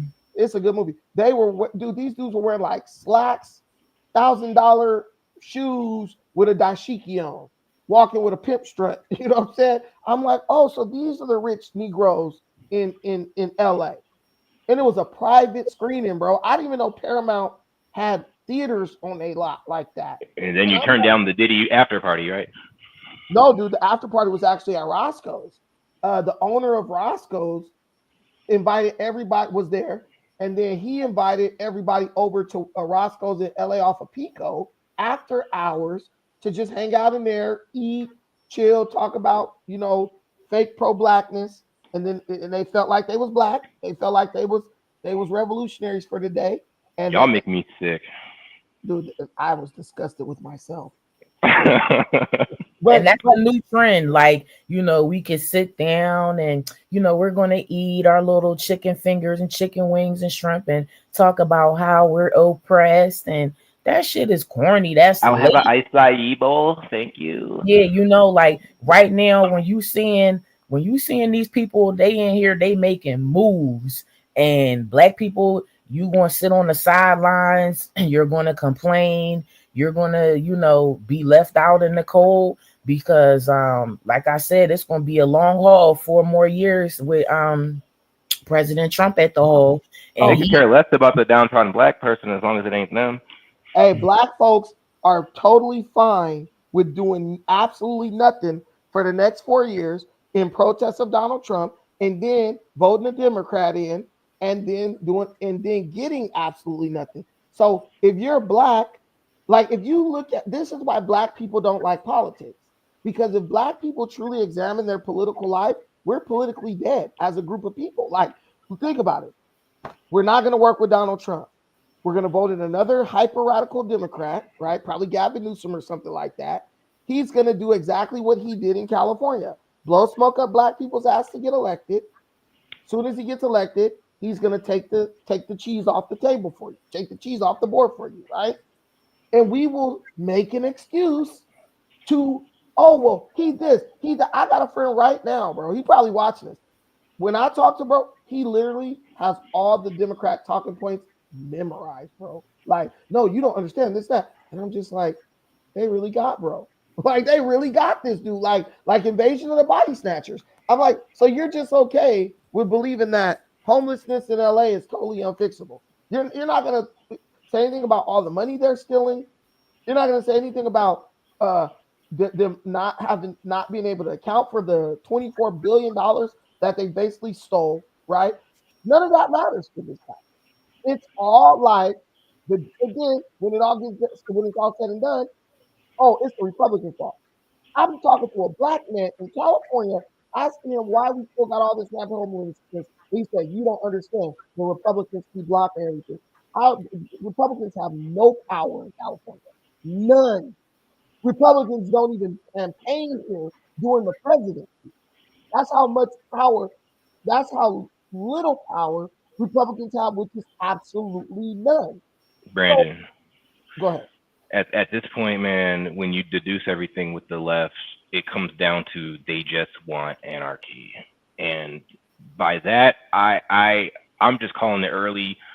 They are enemies of the United States, domestic. That's how it's going to shake out. That's how it's going to shake out. They just want anarchy. That's it. And the far left is taking over that party, and they keep entertaining it. But it's, bro, that they're the Russian bots. They're the Russian bots. And Russian bots, like, I think, that they have that the far left. Yeah, it's, and then, because to be honest, if you really want to get technical, like, the old communist whites that came over here, they weren't as radical as the ones that are here today. Like, they had their little radicalness, don't get me wrong. But this new set of the far left, now they're adding the gay, transgender on top of the socialist, Marxist, communist ideology, which is totally far left. And that's what makes it so bad, because the Anglo-Saxon numbers is already down. You can't afford to be, on your Greek freak type of thing, And then the Negro, he just wants to be the pet, this say pat on the head that he did a good job. You going to follow and troll along with it. That's when the Patriots start firing their cannons, they want to make sure that black people are first in line to take the blows. That's what's happening. Like, I was downtown Philadelphia the other day, and it was all these white people, like literally white men and women with signs against Donald Trump and Elon Musk. And I'm looking like, I ain't see no black people with any signs. I guess they got the memo to sit this one out, because it's a lot of stuff going on in Philly right now too. And black people, I think around that time, most of them are Muslim, so they were on their Rami Dami thing. But it was all these whites, and they was down there protesting, and I'm looking at them like, but Donald Trump is white. Right. I don't care what white he is, European, whatever. That's part of your race. That's the thing, though. It's a war between white people, and one side is using black people as the front line, and 100%. We got sellouts that got us going along with it. I'm like, this is sick. I've never seen so much hate coming from the left, from Donald Trump. It disgusts me. Like, I look at white people in filth right now, and this is a Vietnam moment. Go home. This is not your fight. Yeah, because I'm just like, and I'm sitting here as a black woman. I'm not denouncing nothing African. I don't care what these Negroes got to say. I know I'm African, period, from the African race. But yes, we live in America. We work here. We live here. We was born and raised here, and there's nothing wrong with that. What's wrong is trying to cut yourself off, knowing that Africa is next up. Africa has all the next, I mean, the minerals and resources, and you over here with no job in the hood on public assistance talking about you ain't African. What you need to be doing is focusing on how to get you some of them resources to bring it over here and make you some damn money, fool. But instead you want to cut the ties of the umbilical cord off the mother of the motherland. That's why we call it the motherland. So right now Canada is done. Canada is weak with Trudeau been there for all them years. Canada is done. Mexico, now they done, I don't know, Mexico was messed up too. You don't want to be down there, so you don't know Spanish enough to be going all the way down into Venezuela and to Colombia. Them cartels, listen, black people right now cannot compete with the cartels. So it's laughable, like, to sit here and be a part of a Democrat Party, voting at 80 and 90%, no agenda. The Black Caucus is done. Your entertainers is gay, buying 10,000 bottles of baby oil while every baby in the hood is ashy with their skin dry. Everybody want to be on Love and Hip Hop and Zeus and all of these weird ass, freak ass networks where all they doing is shaking your ass or fighting. Like, it's laughable at this point. Or you on TikTok saying that you a Hebrew Israelite, or you a Moor, or you indigenous. It's laughable. You know how much they broke down how much Dane Calloway make? He make $1 million. And for real, it's time out. We should tell Elon Musk to start taxing them niggas. For real. You making $1 million off of misinformation.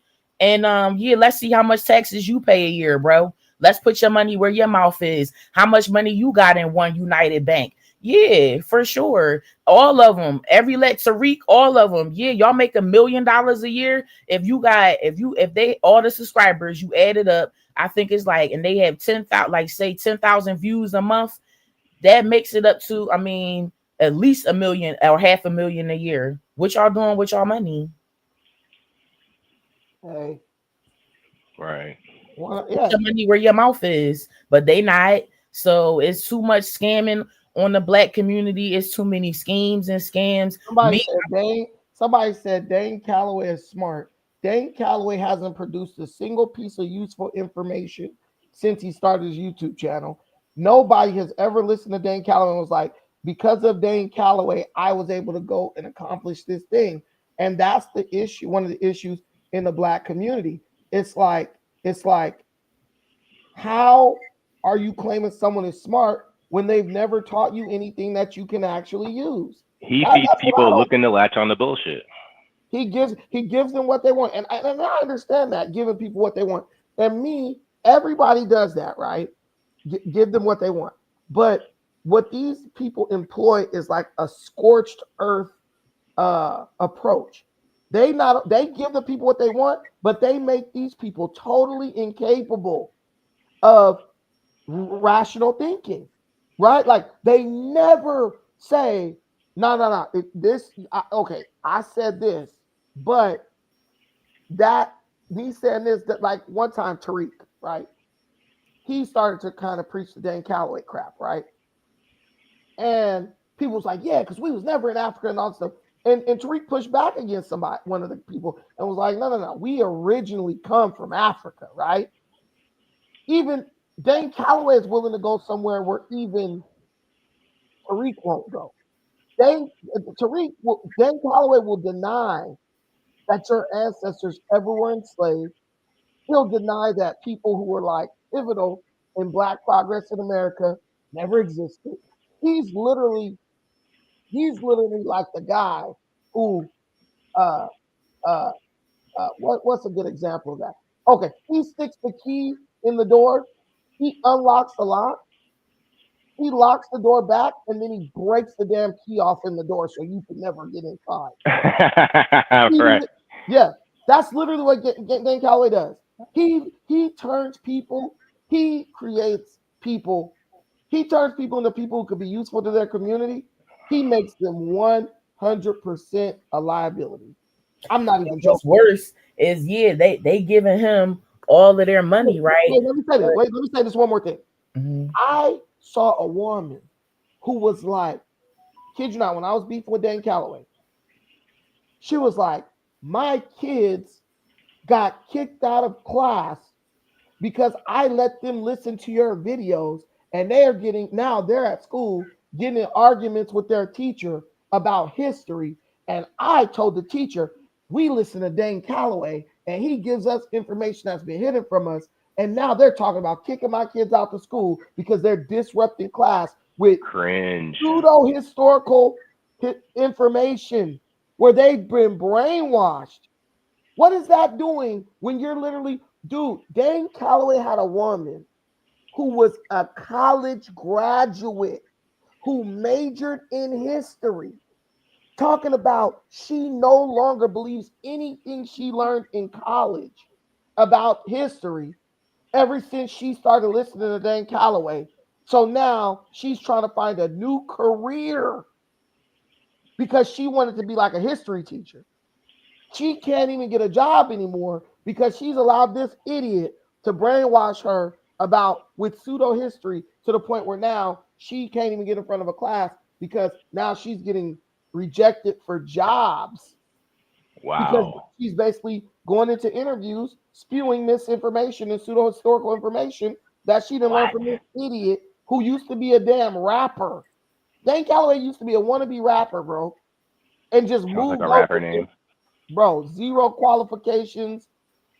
I'm talking about, bro, this guy was like, he does some type of research. I'm a ethnographic researcher. Bro, he copied the flat earth guy. Bro, what'd you say? What? So he copied the flat earth guy. Yeah, brother Sanchez. Yeah, Sanchez and them is another idiot. That's why I stopped watching Netta be putting them fools up there, and it's like you brought your brand down, bro. Like when he had yeah, his brand is done. Like, I'm cool, but yeah, like good for her, like, cause she's an idiot. Like a couple people I knew around here, cause Philly be having it's a lot of weirdos in the Dell, and they came around trying to, spill that bullshit to me. Like, yeah, we wasn't from no Africa, we wasn't no slave shit. I said, nigga, if you don't get the fuck away from me with that. And it's just sad because it's like, bro, I think it's, they want this new ideology so they can just get the weak-minded chicks. But I was so founded in my Garveyism shit. You feel me? Because it was a UNIA on Cecil B. Moore, 1609-11 Cecil B. Moore Ave.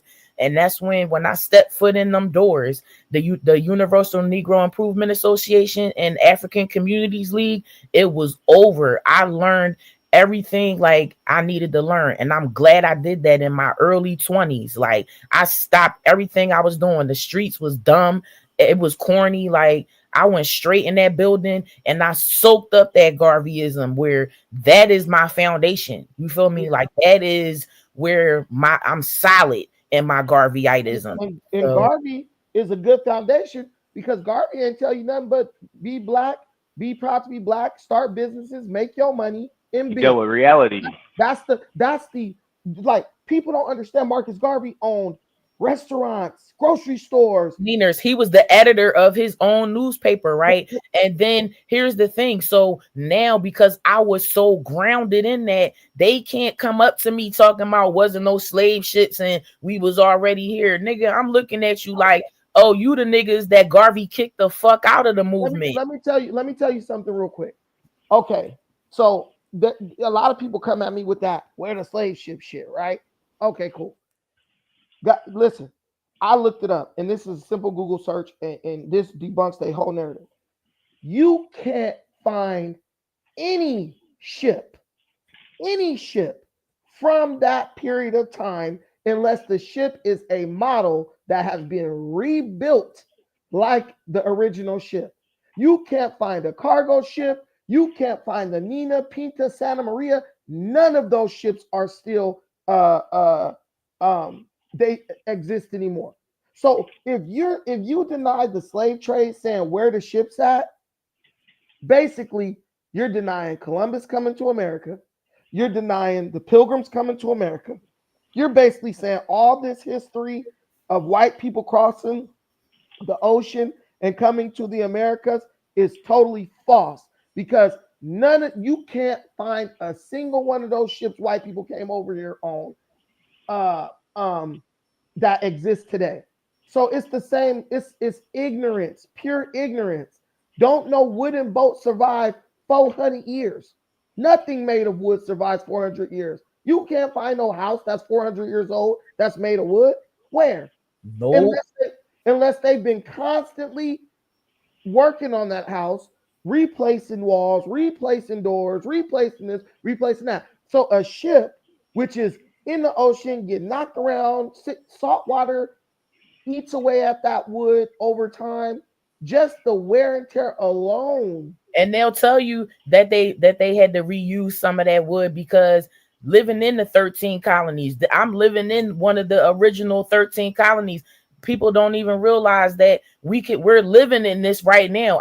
I know you on the West Coast, Brandon, but even still, that's still, historical in its own matter. Of this country, but the 13 colonies in Pennsylvania, William Penn, and then Philadelphia was the first capital. So they want you can't sit here and come to my face and tell me it wasn't no slave trade. And I'm living in the shit, literally looking at these niggas like, what the hell is wrong with you? In the War of 1812, didn't the British burn down the DC? White House? When wasn't the White House in Philadelphia? It was we don't talk about that though. Here, like they not even. It was so you denying the Battle of Gettysburg, you denying the Battle of Germantown, you denying all of this stuff. Listen, you can go to Valley Forge, right, and you'll see they have a monument for the Africans that was fighting here. It says it on the monument, the Africans that was fighting in the wars over here. They made a like how President Trump said he was going to build the statues and stuff. They got their own specific place in the park. You could Google it right now. It's in Valley Forge Park, where the Africans has a monument for fighting in the war. So let me make a quick correction. No, the White House, originally called the President's House, was burned down in DC. But before DC, Philadelphia was the capital of the United States of America. Right. This is 1776. Why we got the 76ers? We could go down Independence Mall and see the history. You could see everything in front of your face, in front of your eyes. And like I said, it was the Battle of Gettysburg, the battle at Valley Forge, the Battle of Germantown. If you really on your history, I'm living in this history. So you gonna come to my face and sit here and try to lie to me to my face? That's a low down, dirty ass nigga. And I cut a lot of people off. Like, it hurts me. Even some of these crazy weirdos in my family was trying to push that shit, and we had to chop them down because we like, no, we know where we come from. So then they started, oh, you right, cuz you right. I'm tripping. Yeah, because you want some nut shit. You trying to follow the crowd. I've never. They want us to be ashamed of who we are in our history, and it is what it is. They want you. Listen. It's not even that they want you to be ashamed. They are willing. You were enslaved. You were here the whole time and chilling. You're right. Hold on real quick, guys. Y'all keep going. Hold on. But yeah, man. You could see the old historical, like all these buildings and stuff. How like we still got like the brick and stone mortar buildings. When you go out there, you can feel it. Like you can see this masonry work, right? And it's so ghetto because, not saying that the work is ghetto, but it's ghetto for blacks to be living up here, right? And they shooting and shooting each other. Like the other day, all week they've been shooting throughout the whole city. And the crazy part is y'all can't even really with the guns that they have, can barely shoot through these bricks and mortars. Some can get through. Don't get me wrong. When you read the old newspapers from like way back then, like it's kind of been like the same shit. Like and it was saddening when you read the history. Oh God, it is kind of, because we gotta understand, like there was a whole subset of free Negroes the whole time. Yup. And because I was talking to Walter Williams before he passed, right? It's two Walter Williams, by the way. It's one from Philly and there's one from Chicago, but he broke this shit down so sweet. And I got two of his books the one from Chicago. He breaks the historical origins down real good, the historical origin of Christianity and Islam. But even still, like with sidebar conversations of before Columbus did get here, the Moors was kicked out of Spain and Europe because of the Roman Catholic and Spanish Inquisition in 1478. Now these is dates, because in history you need dates and times. So they were kicked out. Some went back into North Africa, some came here and started building the forts. So that's why when you see like all the forts that was in the beginning of the 13 colonies, that started happening, but as well as the whites started coming over here too at the same time. So with that being said, yeah, it was some, but it wasn't a lot of free blacks before 1619. But when 1619 happened and the blacks was coming over here through the Atlantic slave trade, they were mixed in with the other blacks that was here, the so-called Moors. Moors is just a nickname for African or black. So Moor is not no fucking race or nationality. That was the nickname that the Spanish had given to them, because the Spanish is really the original racists over there in Europe. Like they really couldn't stand us at all, so they gave us them little corny nicknames. Well, the term nigger. Yeah, because there's always more of them. That's why they made that. Yeah, yup. And then because they were mad because they was up there for a long time building St. Peter's Basilica Church, and the first church that they built for them was the Hagia Sophia. So basically the Africans are the original and the first builders in the whole planet. We're not denying that. So when they came over here, yes, they built some things up. So that's why you could see their mark in Philadelphia and in some of these 13 original colonies. You could see their mark on what they started to do. What do y'all think about the MLK papers getting released or whatever? I haven't even paid much attention to it because it don't even matter. Because there's a little snippet. There was like a little snippet of it in the JFK files. And to be honest, with MLK, like he did his damage. He already said he let us, well, not us, because I wasn't there at the time, but at them people that he led into a burning house, the house done been burnt the hell down now. So his children is eating off that fake ass legacy. Somebody wrote a book about him. He was cheating on his wife, gave his wife all types of venereal diseases, and you know, MLK ain't really important. JFK is a little more important than yeah, apparently he was a celebrity and his entourage felt that way too, and they acted like celebrities. Well, let me tell you this: they were celebrities, and and when he died, the other ones moved into his position as media darlings. And man, it's so much stuff. But my point is, it don't matter if Martin Luther King was the savior of black people. Negroes aren't doing nothing in the name of Martin Luther King.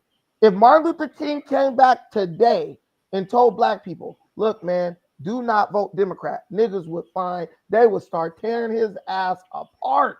Oh, nigga, you was cheating on your wife. Nigga, you was like white women. They would tear his ass apart just so that they can continue. I don't even want to begin to think what the black women gonna do to him when he tell them they can't vote Democrat. What I've come to understand is black people love white Democrat butter biscuits. They love that shit more than their own life. If you look at Fonnie Willis, Nina Turner, what's her name? Big fat one from Atlanta, from Georgia. Stacey Abrams. Yeah. The one that got almost got $1 billion. Yes, Simone Sanders. Just keep going. Kamala Harris.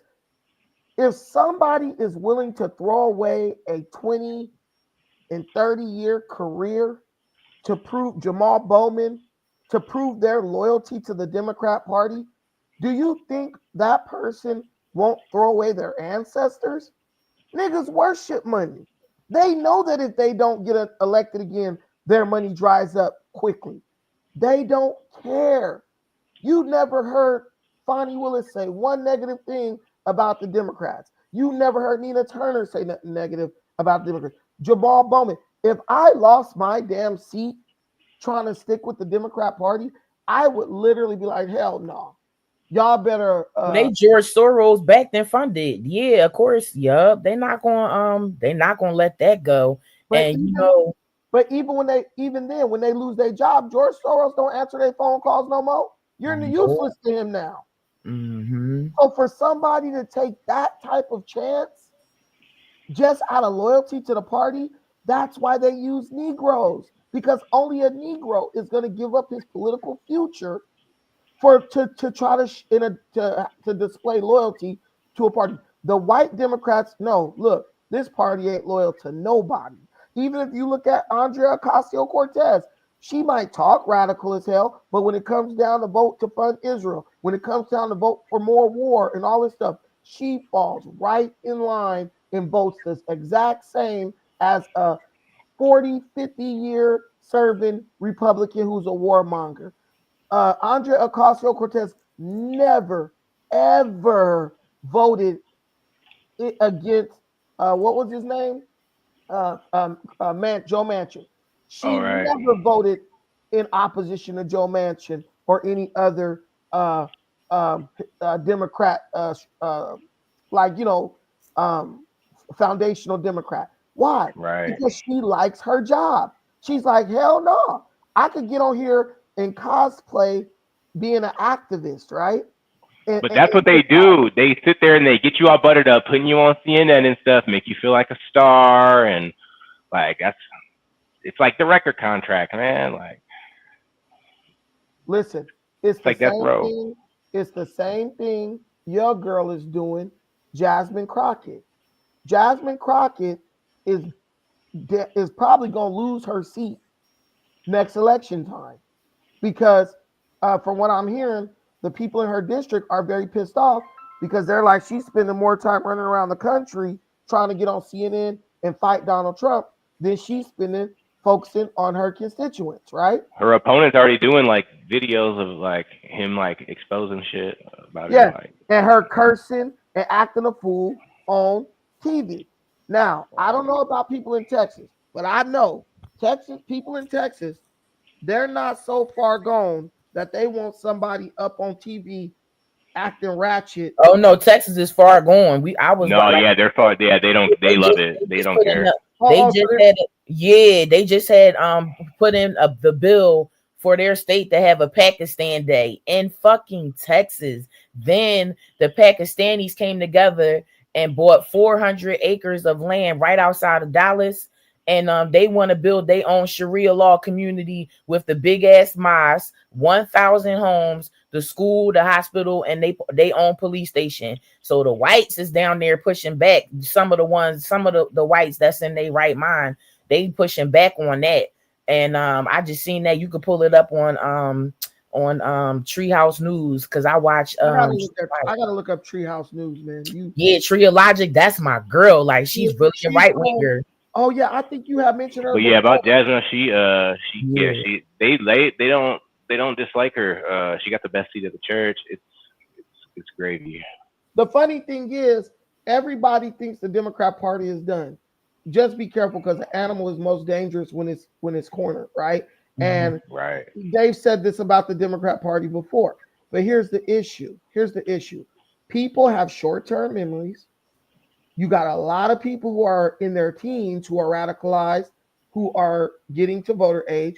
And on top of that, you have to understand something. If the Democratic Party is done, the Black community is done because the Black community is literally anchored to the Democratic Party. Like we're going down and they go down because we're not willing to work with anybody else. Black people will literally wait until a new party forms and try to jump on board with that party rather than be Republican. And that's why I think, being a Republican or a Black conservative, it's just going to be it's going to take time and it's going to be a generational effort. We about 60 years into our 100-year sentence. And that's another thing too, because like since I've been in the Republican Party for a little while, seeing the politics, how it's moving so far, like it for blacks, seeing the Black conservatives, because I'm really more on the nationalistic tip, but because conservative comes with that religious stuff. So I don't be doing all them rituals that they be doing. Like when I talk to all the conservatives, they into the white Jesus. So that's why it's looking, that's where the coonery comes to. Like if we have a real serious conversation about the black conservatives over here in the Republican Party, just be a black Republican. When did this conservative shit start coming out? Since Donald Trump came. But I know what you're talking about. It's like that feeling special effect too, because they feel like unicorns. Yeah, So if they you a think they black special. Republican, that's something totally, like, I'm a Booker T. Washington Republican. I'm They about get arrogant. party, you know what I mean, getting the resources and doing for myself, you know, and for the people that want to, you know, rise up above the ashes. It ain't about no coming together with the other whites in the party and white Jesus and standing for the flag with these rituals. That's some dumb shit. We gotta find a way to. We still gotta work with these people because they control the resources, man. Like, listen, you this can dream of separation is actually just a waste and absolutely a disrespect to our ancestors that sat in these fields. We should not abandon this place. That's where I stand on it. Well, the thing is this: I think it's reverse. You should be more focused on being a conservative than a Republican, because a party can change.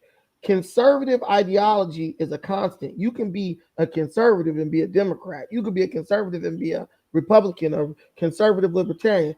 That just means that you're not into just rapidly changing shit in the name of progress. That's all conservative means. So what I would say is, black people, yes, they do fall into the Jesus and all that stuff like that. But the majority of conservatives, I'm gonna tell you the truth, they don't care about no religious stuff like that. Yes, they do, Brandon. I was on the campaign trail. Them crazy niggas was all they was talking about, and I still friends with them to this day. Like crazy Negroes, right? They was crazy on that Jesus, and I'm talking about that white Jesus. They ain't what they wasn't trying to hear no black Jesus. I'm like, it's cool if you know want to believe in that, but blacking it up, no. They Catholics, like they was the pro-lifers, the black pro-lifers that's Catholic, the black black conservatives that's Christians. They want that white Jesus, and this is what I'm telling you. If you have that mindset, you're going to end up going the way of the Democrats, because that's what happened with the Democrats. The Democrats brought all these people under one umbrella and then started fighting because they didn't all agree verbatim on every single thing. Listen, if the guy's a radical Jesus freak and he's voting Trump, I'm with him. I don't got to ascribe to his. Listen, sometimes you just got to learn to be the higher intellect, right? Oh no, like on the campaign trail, that's not the problem. But now it's after the campaign, right? Now that we want to reorganize, because let's keep it a bean. Like, that's why I said I really want to have this conversation about the Republican Party, right? Being in the Republican Party, the whites run the party. They bring the most money to the party. So they're going to control the funds. They're going to control all of the power, all of the jobs, all of the positions, right? But I seen all them blacks that was out here knocking on doors with me or making phone calls or showing up to rallies and shit. They are out in the cold, left with a white Jesus. See, me, I wasn't on that white Jesus trip, so I knew what it was. But that's the thing. That's not white people's fault, because you. I'm not saying that it is. I'm saying now that now they coming back crying, saying they don't have no jobs. What's going on with the party? But because you failed to realize you're black in this party as a minority, like in the Democrat side, yeah, it's more black. So y'all can have y'all separate, you know, little black Democrat meetings, and the whites can have they white Democrat meetings. But when you're trying to if you're in this party, like let's say right now in Philadelphia, we have a Republican Party, but it's full of rhinos right now.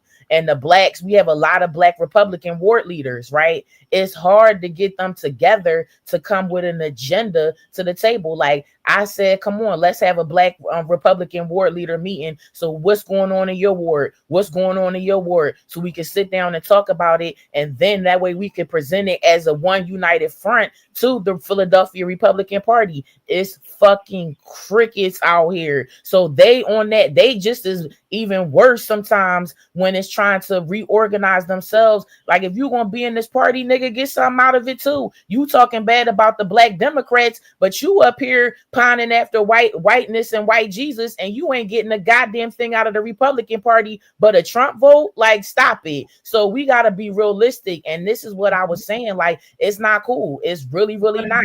But if you look at the nature of like any political party, the majority of the people don't really get anything in return. Like, you got white people living up in Podunk, bro. They living in a trailer, bro. Like, when it get cold, they kids got pneumonia and they trying to light fires outside to stay warm inside. Like, they're not getting anything out of it, but those people are still useful because you need them for their vote. At the end of the day, people who are into politics are going to be industrious people who are self-starters, who are motivated. A lot of them are entrepreneurs, right? Because honestly, if you have time to focus on politics, you probably don't really, you're probably in control of your own time, right? Right, So because bro, we go to work every day and shit, and to our business and stuff like that, and we like have to be engaged and have to give a fuck or whatever, and in turn that gets revenue for the government. But then we hire people that give no fuck about anything. Like, this is the thing, because I drop names because I don't give a fuck. Can't nobody see me from the work that I did with Donald Trump and his party in 2020 and 2024. Deontay from Black Conservative Federation, he's a fag and he stole a lot of money and he's really a Democrat. He's a grifter right now. And so he wants to be like the patsy that everybody goes to as when they say Black conservatives right now. You're going to hear Deontay Johnson from Chicago. He's from that area. Not talking bad about Chicago. I'm just talking about him specifically. We could go in on other names too. Like, I'm a name dropper, so this what's is his stances, I guess. So he started the Black Conservative Federation or whatever, and which came from one of my closest friends from Maryland. She was the original person who wanted to come up with something for the Black conservatives, so that way they can come up to Donald Trump. Because at that time, who was in office with him? What's that lady name? I keep forgetting her. Omarosa. Omarosa brought all the Black conservatives up to the White House to meet Donald Trump. Be through her. So Deontay created this Black Conservative Federation, and he was so broke. He was calling Hey, also with the fag word, we gotta stop. Okay, we ain't gonna say that. But he was. I was saying, what is his political stances? We gotta get that. You said he's a liberal. Yeah, he is a liberal, and then he tried. We've already been demonetized for a whole year. Oh, you can't be like, I want the good stuff. I want the people to talk about the real stuff, and then we get them demonetized. Then we left with no jumper and Tariq Nasheed. So if that means we all gonna watch our mouth collectively, let's just watch it and communicate using our words because we're all intelligent. Thank you. Go ahead. Got you. But so when he came up with the Black the Black Conservative Federation or whatever, that was his way to try to sneak down into the White House to get close, with the photo ops, because that's all they really got was photo ops. Where was the jobs at? He was making people fake chapters, like you the director of these fake chapters with no offices. Okay, so you say he snapped something up real quick just for that, just like Abrams snapped up a foundation just to get the $2 billion. Right. So then, one of my old mentors, Miss Daphne, she passed away. Mind you, she was like on a fixed income. He over here asking her for money, because he's talking about I'm stranded somewhere and I can't make my flights. So he's one of them that's creeping around the Black conservatives right now. You're going to hear his name popping up. Of course, you're going to hear what happened with Blexit. It's totally done because now that Candace fell from her glory. Guess who runs Blexit? Charlie Kirk, a white man now. So that whole setup. How did Candace Owens fall from her glory? Because what happened was when she first set up Blexit, which was originally a Black-owned bank started by Black people in Minnesota. Right. So she took the label, like the name or whatever, and turned it into like her little organization for let's leave the Democrat Party. However, it flopped big time because every time she had like a meeting, it was always all these white people coming. This is all on Triologic page. This is facts. Right. So now, after she said all what she had to say about the Jews and everything, and she lost her position at Turning Point USA with Charlie Kirk and them. Now she lost with the Blexit thing. That's not under her control anymore. That's all under Turning Point USA with Charlie Kirk. So all these Blacks that's saying they part of Blexit, they part of the Black Conservative Federation. It was another Black lady too, that was with Nigel. All of them, that's all like they fake black conservative organizations. So if you saying that you a black conservative, where you gonna go to? Like, that's why I don't say I'm black conservative. I just say I'm a Booker C. Washington black Republican, because I'm not with none of those organizations. But I think you have it mixed up. Okay, Republican is the banner that these people are all coming under. Conservative has nothing to do with what anybody else is doing. I would keep telling you, there could be conservative Democrats. They got nothing to do with Charlie Kirk and Candace. My grandfather was a conservative Republican. Yeah, we understand that part, but I'm saying on the right side. I'm not talking as far as the left. Yeah, it's liberal, it's liberal Democrats and Republicans, and it's conservative Democrats and Republicans. So you have to watch. It's for politics is full of espionage. It's dinos and rhinos on each side. You feel me? So you got to be real close and real careful who you talking to when you go into the, like, I go to Republican meetings and stuff. That's what I'm telling you. And when I'm going to these meetings, I'm meeting all different types of people, and they all have certain little branches of groups under the conservative banner. That's totally like, it's weird, because we know the history, and if you've been in it long enough, you know the players, you know the people. I'm not sounding bitter or a hater at all, because like I said, I was with Black Voices for Trump at the time, and that's the highest you can go as far as for the Trump brand for the blacks in 2020. So yeah, like when I was in Black Voices for Trump, right? Harrison and all of them. See, I drop names because I'm knowing these people, because I had to work with these people. I'm seeing their faces, I'm hearing their names in these meetings and in the party. So, and all of it is just fake. It's nothing, basically, it's no substance under this black conservative thing. Is no, like, what are you, take the black out of it then. Just say you're a Republican that's conservative, or you're a conservative that's in the Republican Party, but take the black part out, because there's no substance under the blackness that you're trying to claim. Yeah, even on the Democrat side. I think that when you talk about like Pan-Africanism, Garveyism, and how that connects to conservatism, if you understand what Garvey is talking about, Garvey wasn't like, oh, I'm conservative and I want to stay here with Whitey. Bro was like, I'm conservative and I'm trying to go back to Africa. You're conservative because you want to create an environment that is conducive to you. But Garvey never said conservative. He was an African nationalist. He was just, what I'm saying is, he's conservative. He was conservative by his actions. He wasn't like, oh, I'm labeling myself. That's what I'm keep trying to say. Conservative is not something that's like a label. But they are labeled. I get what listen, I know what you're saying. Yes, some people can label themselves that. That's fine. I'm not. I am a nationalist. You feel me? But I'm saying they're labeling themselves as conservative. It's here. It's stamped. They already labeled the organizations that they're labeling that as black conservatism, which is really not. Take the blackness. That's what I told Harrison and them. We had meetings about it. I said, well, take the black off of there then. You know what I mean? Because what are you saying that's really, really black, to be honest? You're just using the word black in front of it just to make it look cute. So you could get the extra little newspaper clips and brownie points. But ain't nothing black about Harrison. Ain't nothing black about Deontay and them. Ain't nothing black about Nigel and them. But at the end of the day, they are black. You can't say you can't use black because you're not doing what I think you should be doing. No, it's not saying what I think.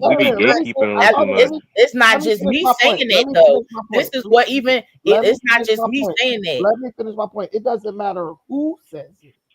You can't take somebody's black card because they're not doing the things the way you think is best. If you got an issue with what they're doing, this got nothing to do with right or wrong. You go do your own thing. And I promise you, they can't take your black card either. Oh, I did. I've been moved. I stepped away from them. But what I'm saying is, if that was the case, Tariq could take my black card. I could take his black card. We could both take Ben Galloway's black card. Black is just what we are. We're black. They could say, well, we're black conservatives. Okay, fine, bro. With all white people at the meetings in Blexit? How is that black? So that's why we're calling that out, because it's a hypocrisy. It's hypocrisy. And then if that's the case, then where is the resources for the blacks? That's why we're saying that. It's not because we're trying to take a black card. Like, we don't care about that. Who cares about the black card? No, we're talking about the resources after everything is said and done. Where is the Blexit resources? Because in the beginning, Blexit was supposed to be the black-owned bank. That was supposed to be the resources for black people. But you took it, you used it for your own for your own come up, right? As we talking about Candace Owens now. Now she lost it. It's under Charlie Kirk. So you can't really say it's black or Blexit because Charlie Kirk is owning it. You feel me? So this is where, and it's totally oblivious because, like I said, but Blexit was always Turning Point. I know that, but it was always Candace Owens at the top of, you know, like the face as the leader or whatever the case may be, or the seemed like he might have moved down and he took it over because it's his Turning Point. Turning Point is his. Well, because now she's not a part of Turning Point anymore. Right. So now how does that look? You got to, and this is what Mr. Garvey was saying. He said he went up in the NAACP and seen all the crackers running it, and next thing you know, he turned around and walked out and said, "This is crazy." So you're not going to sit here and preach this "I'm black conservative organization" to me. And mind you, I switched. I could show my voter ID says I'm Republican. You're not going to sit here and play in my face as a black Republican and say I'm this and I'm that, but your moves and your actions and your organization is saying something totally different. You should hear the phone calls I'm getting right now every day by somebody saying, "Yo, I gotta leave out of this, or I'm out of the Blexit. I'm done with the Blexit, or I'm done with the black conservatives because Deontay, he's on schemes, he's on angles. There's no resources over here. It's just a photo op." But that's the nature of all these bullshit organizations. They're bullshit. I guess maybe you're younger than me, but you learn, like, even within Pan-Africanism, there's thousands of Pan-African organizations. Just around the corner from me, we got the lady who runs Shades of Africa, this other fool who got this shop called Village Treasures. These people are OG Pan-Africans in LA, rolling around in Maseratis and shit. They ain't doing nothing black. They live in white neighborhoods. They friends is white.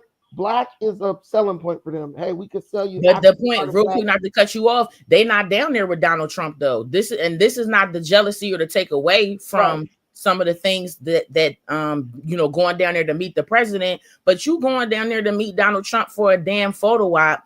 And you knowing what's going on, right? You get in these little private meetings like Byron and all of them too. Yeah, you get in all these meetings talking about all these problems and we need to stick together. Well, where is that sticking together when you go meet Donald Trump? You still trembling, you still grinning and shucking and jiving. Tim Scott, all of them. You not having no agenda or anything, and you know what's going on. So that's the hypocrisy of the black conservatives on the right. That's why I want. That's what I want to call out. Well, what I will say. Tim Scott did the opportunity zone thing.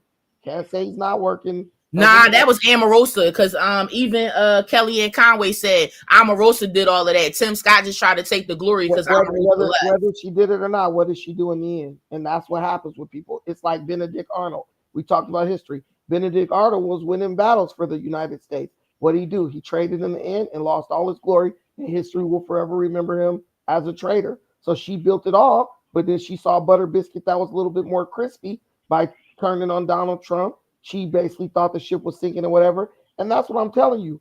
All these people are basically sellouts and they jump to whatever ship is floating at the time.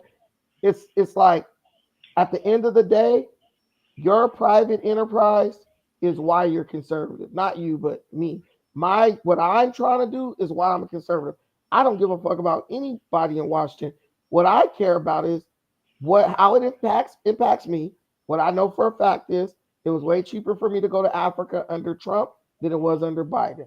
What I know for a fact is under Trump, I'm going to have somebody fighting against my daughter who plays volleyball, having to play volleyball against a biological male or going in a bathroom with a biological male. At the end of the day, people are voting for the broad things that affect everybody. When it comes to personal shit, let that dude go be up in Trump's face. Let him do, because at the end of the day, he's going to end up where all grifters end up, just like Jay Morrison, freaking broke, trying to figure out where his next meal is going to come from or where his next dollar is going to come from. Donald Trump is, in my opinion, someone who is going to make the right decisions despite who's around him, who's in his ear, or whatever, because he's smart enough to know, hey, just because someone tells me. Yeah, that's true. And then it's cool. It's better for him to keep a non-threatening person, black person up there than it is for, to have somebody that challenges him on black issues. Because if that was the case, you gonna bring Tiger up there for the Black History Month, knowing Tiger's history, and that was a slap in the face. But I let them go ahead and slide on that because I'm like, he had to bring somebody up there since everybody want to be Trump haters. So it's just like, and even that, that was just weird. The way how that whole thing was set up and organized, it was just wait, that again. The Black History Month thing that was down there. Like I was getting phone calls about that. It was just weird how that was even set up and moderated and stuff like that. Like it was just like it to be honest, it is hypocrisy because like I said, I call out the left for all of their coonery, right? But then we could still talk about what they doing on the right too. That's you have an opportunity to go in front of this man and state your case and state your principle, whether or not you feel as though he may agree with you or not. But just if you want to be a black man or black woman on the right, stand on it when you go down there with him. Stop being fake and stop doing the photo op because you looking stupid too. And it's on both sides. That's what kills me about the black conservatives. And that's why I say I'm not a black conservative. I say I'm more Republican and I'm more of a nationalist. And I just so happen to be a black woman, but that's my stance and that's my view on it. If don't get me wrong, I had chances to speak to some of the top people in the RNC too. And they basically said, Aaron, we agree with you. And a lot of the times they stopped taking meetings with Deontay. They stopped taking meetings with all of them coon ass niggas because they feel as though it's a waste of their time. All they gonna do is go up there with like the same type of rhetoric as the left. We want jobs and better housing. Well, the left is saying that too. When they go shuck and jive in front of Joe Biden's face, you got the opportunity of a lifetime to go in front of President Trump. And all you want to say is, well, President Trump, we love you and thank you. Take the photo out. We need jobs and housing too. So it's not, no. So it's going to have to be some stronger people going up there to see the president. And that's black, you know what I mean, with a definite agenda and, not going up there brolicky, but in a nice professional way with the numbers, with the agenda. And you got to, spit your talk. Don't, this is my thing. Don't let the weak blacks on the right go up there and have those photo op opportunities and miss out. That's all I'm saying. That's facts. You got to have something like what you want. The thing at the end of the day, anybody going to president talking about we need jobs is just an idiot. You need a job started. If we need jobs, start a company and create 5 or 10 jobs. That's what I was going to say. How can you make it easier for us to, maybe get loans and blah, blah, blah like that? Yeah, you got to talk. It's like black folks love to talk about the micro. You know what I'm saying? Like, I mean, the macro, but they hate talking about the micro because the micro involves self-accountability, right? Personal responsibility. And we're just like, what the hell is the president going to do? Start a company to hire you? You know what I'm saying? What they're saying when they say we need jobs is we want positions. We want you to give us positions up under you. I just look at the conservative thing like, look, man, everything Trump is advocating are things I support.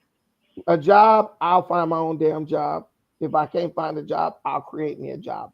Just create an environment that is conducive to me being able to. And I agree with that. But that's what they was coming up there with. President Trump, we need jobs. And they up there praying and all of that. Like, don't get me wrong, Diamond and Silk and them, they was my girls. But, you up there praying and all of that. And come on. You feel me? Like, the government made jobs. It's called the military. Yeah, like be serious about what's going on right now. Like I said, it's 40 million of us in here, whether we agree politically or not. We know what time it is, and to sit there and to be doing prayer photo ops is late for the right.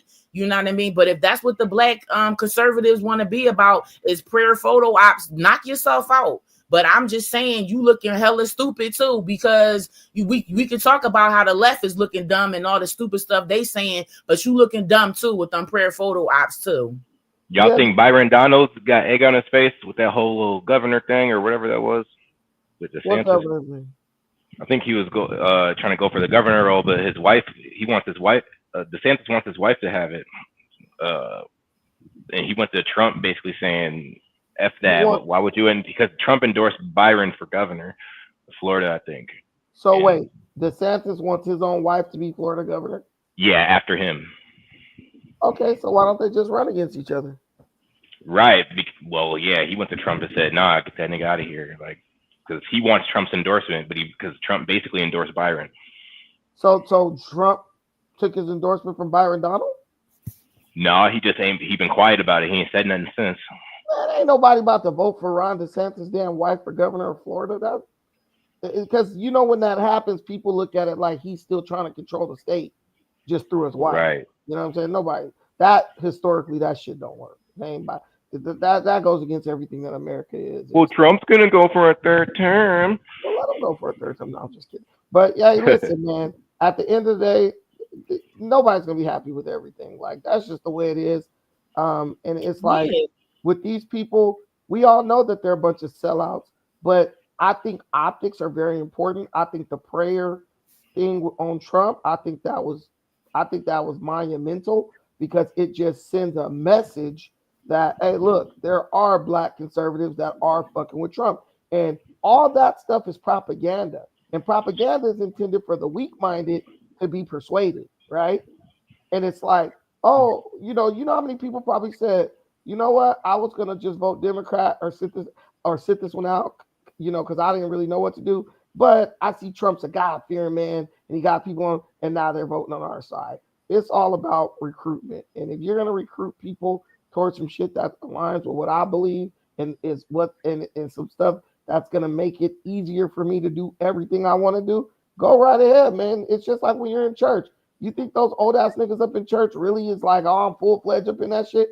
Man, they up in that motherfucker because they getting paid. You know what I'm saying? Like, look, my wife is the church secretary, nigga. She pulling 50,000 down on top of her job, on top of her retirement. You know what I'm saying? Like, I'll give you a prime example. My granny used to drive the bus for her church. How you making $40,000 a year driving a bus one day a week? You know what I'm saying? This type of shit. But she was a bus driver by trade. California cost of living, that's why. No, listen. My granny drove for Long Beach Transit for like 15 years, right? She got an early retirement, right? So she got her little retirement money. Then, supplemented her income, she drove a church bus. You know what she got? She got a smooth 1,000 a week, almost 1,000 a week for doing that. That's crazy, bro. And this is back in the 90s, bro. This is in the 90s. So just think, like, you think she really gave a goddamn about what was going on from the pulpit? She was like, shit, I'm pulling down paper. And I think that's most people's attitude. And they're just like, look, we gonna do the optics and we gonna make it look like it's something legitimate. And your job is like my wife told me. She said straight up, look, these next years up under Trump, this is our time to get to the bag. Ain't no half stepping because we don't know what's gonna happen after Trump leaves office. The head needs to be down, ears need to be pinned back. Get your bread up because we don't know what's gonna happen. Because let me tell y'all something. There's a chance that the Democrats, as soon as Trump leaves, could say, "Oh, let's go back to business as usual, fall in line with the Uniparty, and revive the Republicans can fall in line with the Democrat Party and help to revive the Democrat Party so that they can keep the two-party system and the blame game going back and forth, right? Because Republicans were ready to bend the knee to Democrats before Donald Trump announced that he was going to try to run again and he was going to get reelected or whatever. They were ready to bend the knee until they saw Donald Trump's polling numbers out rocketing past the polling numbers of any of the other people, right? So we know that this is a party of survivors and opportunists, right? So when you got a bunch of people like that, bro, you don't know what could happen, what might happen, right? It's right now, so far, like Pennsylvania just lost one of their Republican special elections. Minnesota just lost, or was it Wisconsin? Yeah, they just lost because, like, right now it's some crap going on in the RNC. The money is being given through Elon Musk, but it's not being trickled down to And I'm not just trying to say only for blacks, but even for the whites that want to get out here and campaign. You can't get out here and campaign for these people on no money. How you going to get gas to go knock on door to doors? So it's still some rhinoism that need to be called out on the right, because like I said, losing these special elections and and the money is there and the funding is there, but the APAC whites is trying to control it all for their special Israel and Ukraine projects. That's corny. Like it's not cool at all. And we seeing what it is. Like I said, I'm 90% for a lot of things about Donald Trump, but yeah, like that Israel stuff, I'm not with. You know what I mean? But I like the fact that he's doing more for America. And then sometimes you got to bite the bullet, because the Neanderthal small hats, they print the money and they run in the central banks. Listen, Yeah, but in due time, the Israel stuff been going on 2,000 years. It ain't ending right. soon. So Might as well forget about that. Man, listen, Donald Trump got the best idea for that shit. Look, they don't want to work together. We gonna go over there and buy that shit up, turn it into a vacation destination. That's the only thing that's gonna stop it. When you create something where, look, it's the same thing like with Africa. You know why a place like Kenya is somewhat peaceful compared to other places in Africa?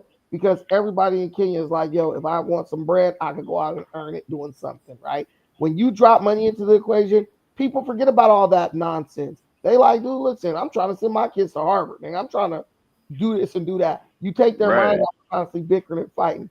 So Donald Trump did a good thing. At the end of the day, the Israelis, they could run the hotels, and then the Palestinians can sell coke on the beach. It'll work out. I mean, to me, that's a white on white issue too, with them over there. But it's just you get to see, like, because I be listening to some of these the right wingers, and I be hearing what they gotta say, and they even have their valid points in the Republican Party right now. It's not all peaches and creams over here, and that's what needs to be addressed, because I'm done talking about the left and the Democrats. We know that they're cuckoo for Cocoa Puffs. But if Trump's plan works, then the Democrats are going to be stuck. If they try to overturn Trump's stuff after the people see it works by midterms, turning it over is going to tank the stock market. Trump is going to take everything. Trump is a populist. He listens to what you say you want, and then he tries to enact it. At the end of the day, if the American people vote for people who don't want to do that, because at this point, Democrats don't care about Americans or America. They just care about, can they benefit monetarily off of selling out, like basically who wants to buy us out type thing. Trump, he's old, bro. Ain't gonna live to even be able to spend the money he got, right? At this point, he's just doing shit just to rub it in the faces of the Democrats, I feel. Let me get these cash apps. Shout out to my boy JP from the LB for the $5 cash app. I appreciate you, my brother. Shout out to AD, my boy Ant, for the $20 holler in the cash app. Shout out to my boy Chill Will for the $10 holler in the cash app. Shout out to my boy Laughing Like Sagat for the $1.99 super chat. Hey guys, the super chat button does work, and if you guys want to contribute to the stream, feel free to do that. There was something else I was saying. Oh, guys, I started my membership, so you can join this channel as a member. I got some little perks in there. I got some dope ass badges too. Most of these dudes are lazy. The reason why I didn't start my membership? I did not start my membership because I did not want to not have badges for you all when you join. That, I know it's little, but it means a lot to me, because I feel like if you get a membership on my channel, you better have the same experience you get on the white folk channel, with a cool little unique custom badge that can show, where you are. So like all the badges starting off, you're going to get a set of headphones, because I'm always wearing headphones. You're going to get a set of headphones. They're going to start off white. And then as you have been a member for more months, you're going to get the headphones that are going to change colors. And the ranking is kind of like the ranking in jiu-jitsu. You got your white belt, your blue belt, your purple belt, like that. But they're just headphones, showing that you're a listener. And I think when you've been listening for 6 months, you get this fire. Like, it's like headsets that are on fire, like you really been tapping in. So hit the membership. You can join for $4.99 or something like that. And then I have tiers going all the way up to, I think, it might be up to $19.99 a month, or it might even be up to $49.99. But $4.99, $9.99, $19.99. Show your boys some love. And as you guys seen, I picked up on the output, dropping a lot of like pre-recorded videos. I feel super motivated. So let's keep the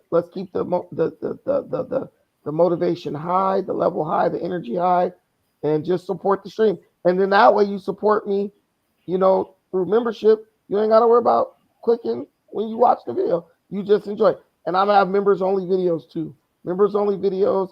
If you join the $19 tier, you get my phone number. You hit me up for advice, like Hakeem.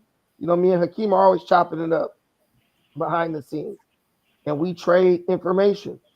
Iron sharpens iron, and sometimes you need something to run things. You need people to run things past to see how it might, sound or how it might look, and you get all that. You want to get 24-hour access to me? There's a tier for that. My boy, Africulture Concepts, he's one of those people that has 24-hour access to me. He has my phone number. We chop it up. We chop it up about life sometimes. My boy JP from the LB, same thing. We was talking this morning about some different stuff. So, hey, you want to get to know me? Be my home dog, my kinfolk, for real, get the membership and you get all the information. But guys, we're going to make some last points and then we're going to get out of here. We've been on 2 hours and 40 minutes. We'll start off with my girl Vanessa and close out with my boy Hakeem.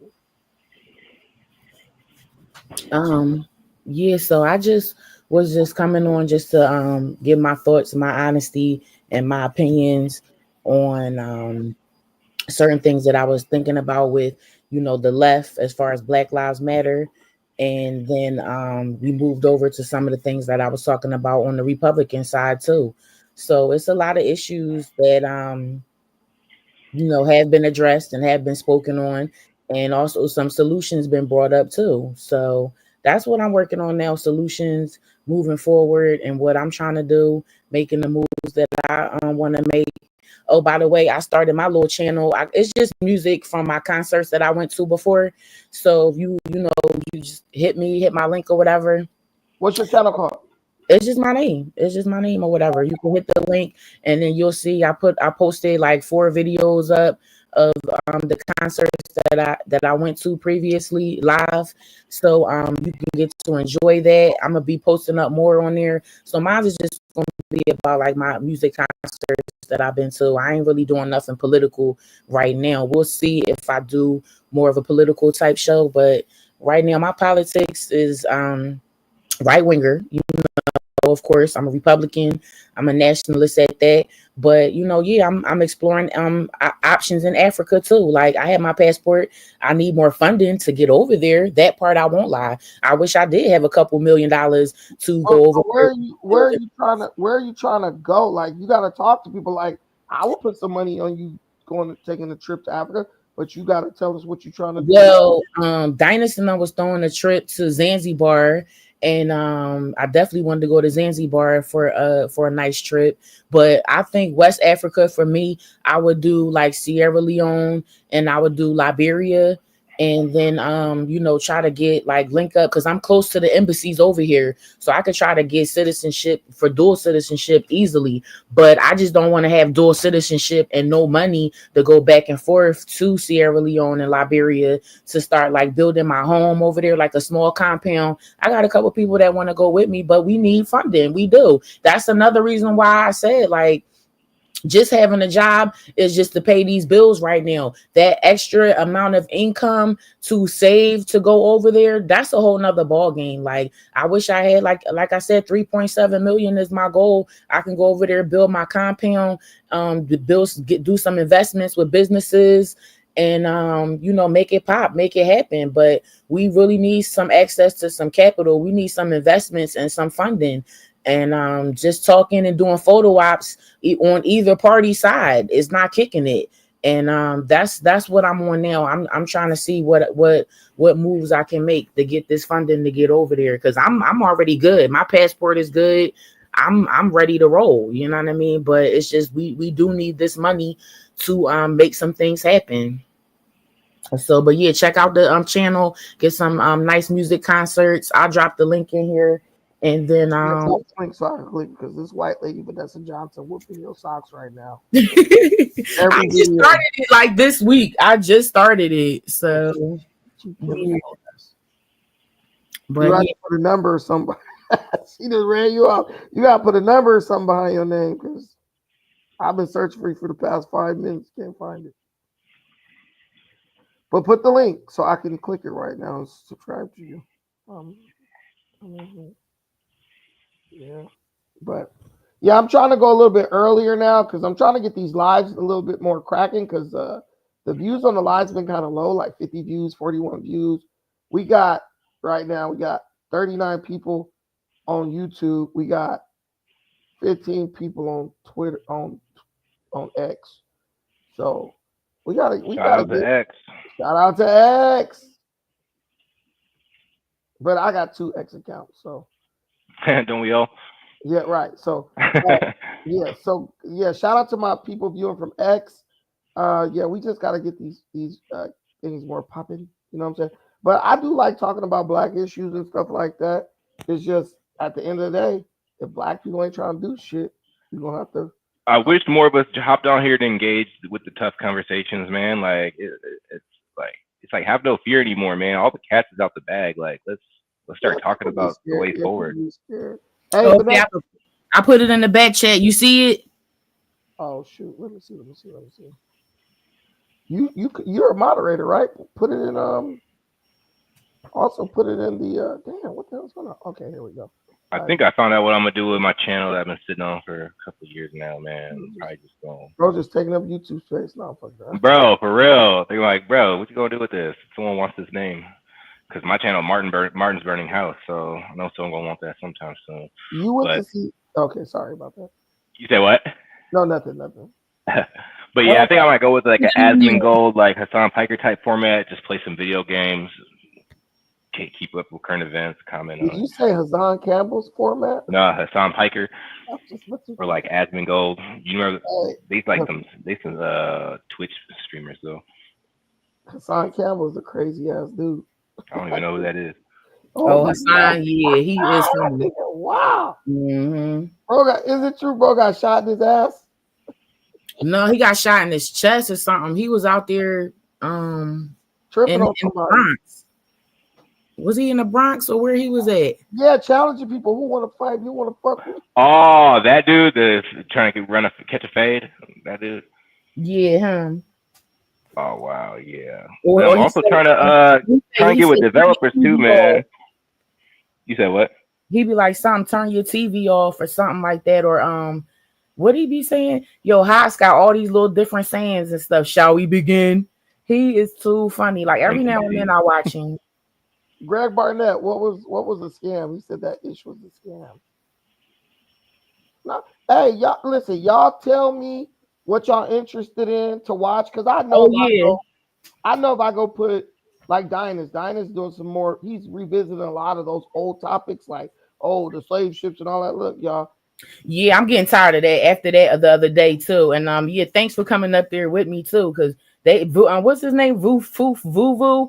They was just weird. I'm telling you, like it was just draining, totally draining, and it's sad because it's like. This is supposed to be, it's an African channel. Like I know Dynasty be letting everybody on there, but sometimes this is really insulting because this man going back and forth to Africa and you want to sit there and play in his face like that. That's ignorant to me.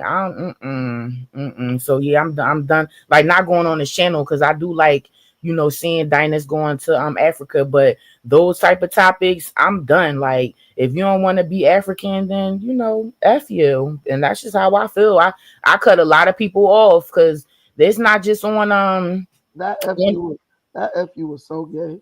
Yeah, like it's not just only on social media. Like a couple, that's why I said a couple girlfriends, a couple of the guy friends that I know was trying to, start that stuff because Philly got too much weirdos. Like they got the Hebrews here down Erie Avenue in the purple jumpsuits looking like purple Power Rangers. You gotta see. And one day I may go down there and film them too. You got the Salama Fakums. Last month was Rami Dami. So all the tablecloths and curtains, and it's so ghetto. You can go in around the city if you driving around Philly, you could look straight into everybody's house because they done took all the curtains off they window treatments just to wrap them around to say Salama Fakum for the month. It was just ghetto.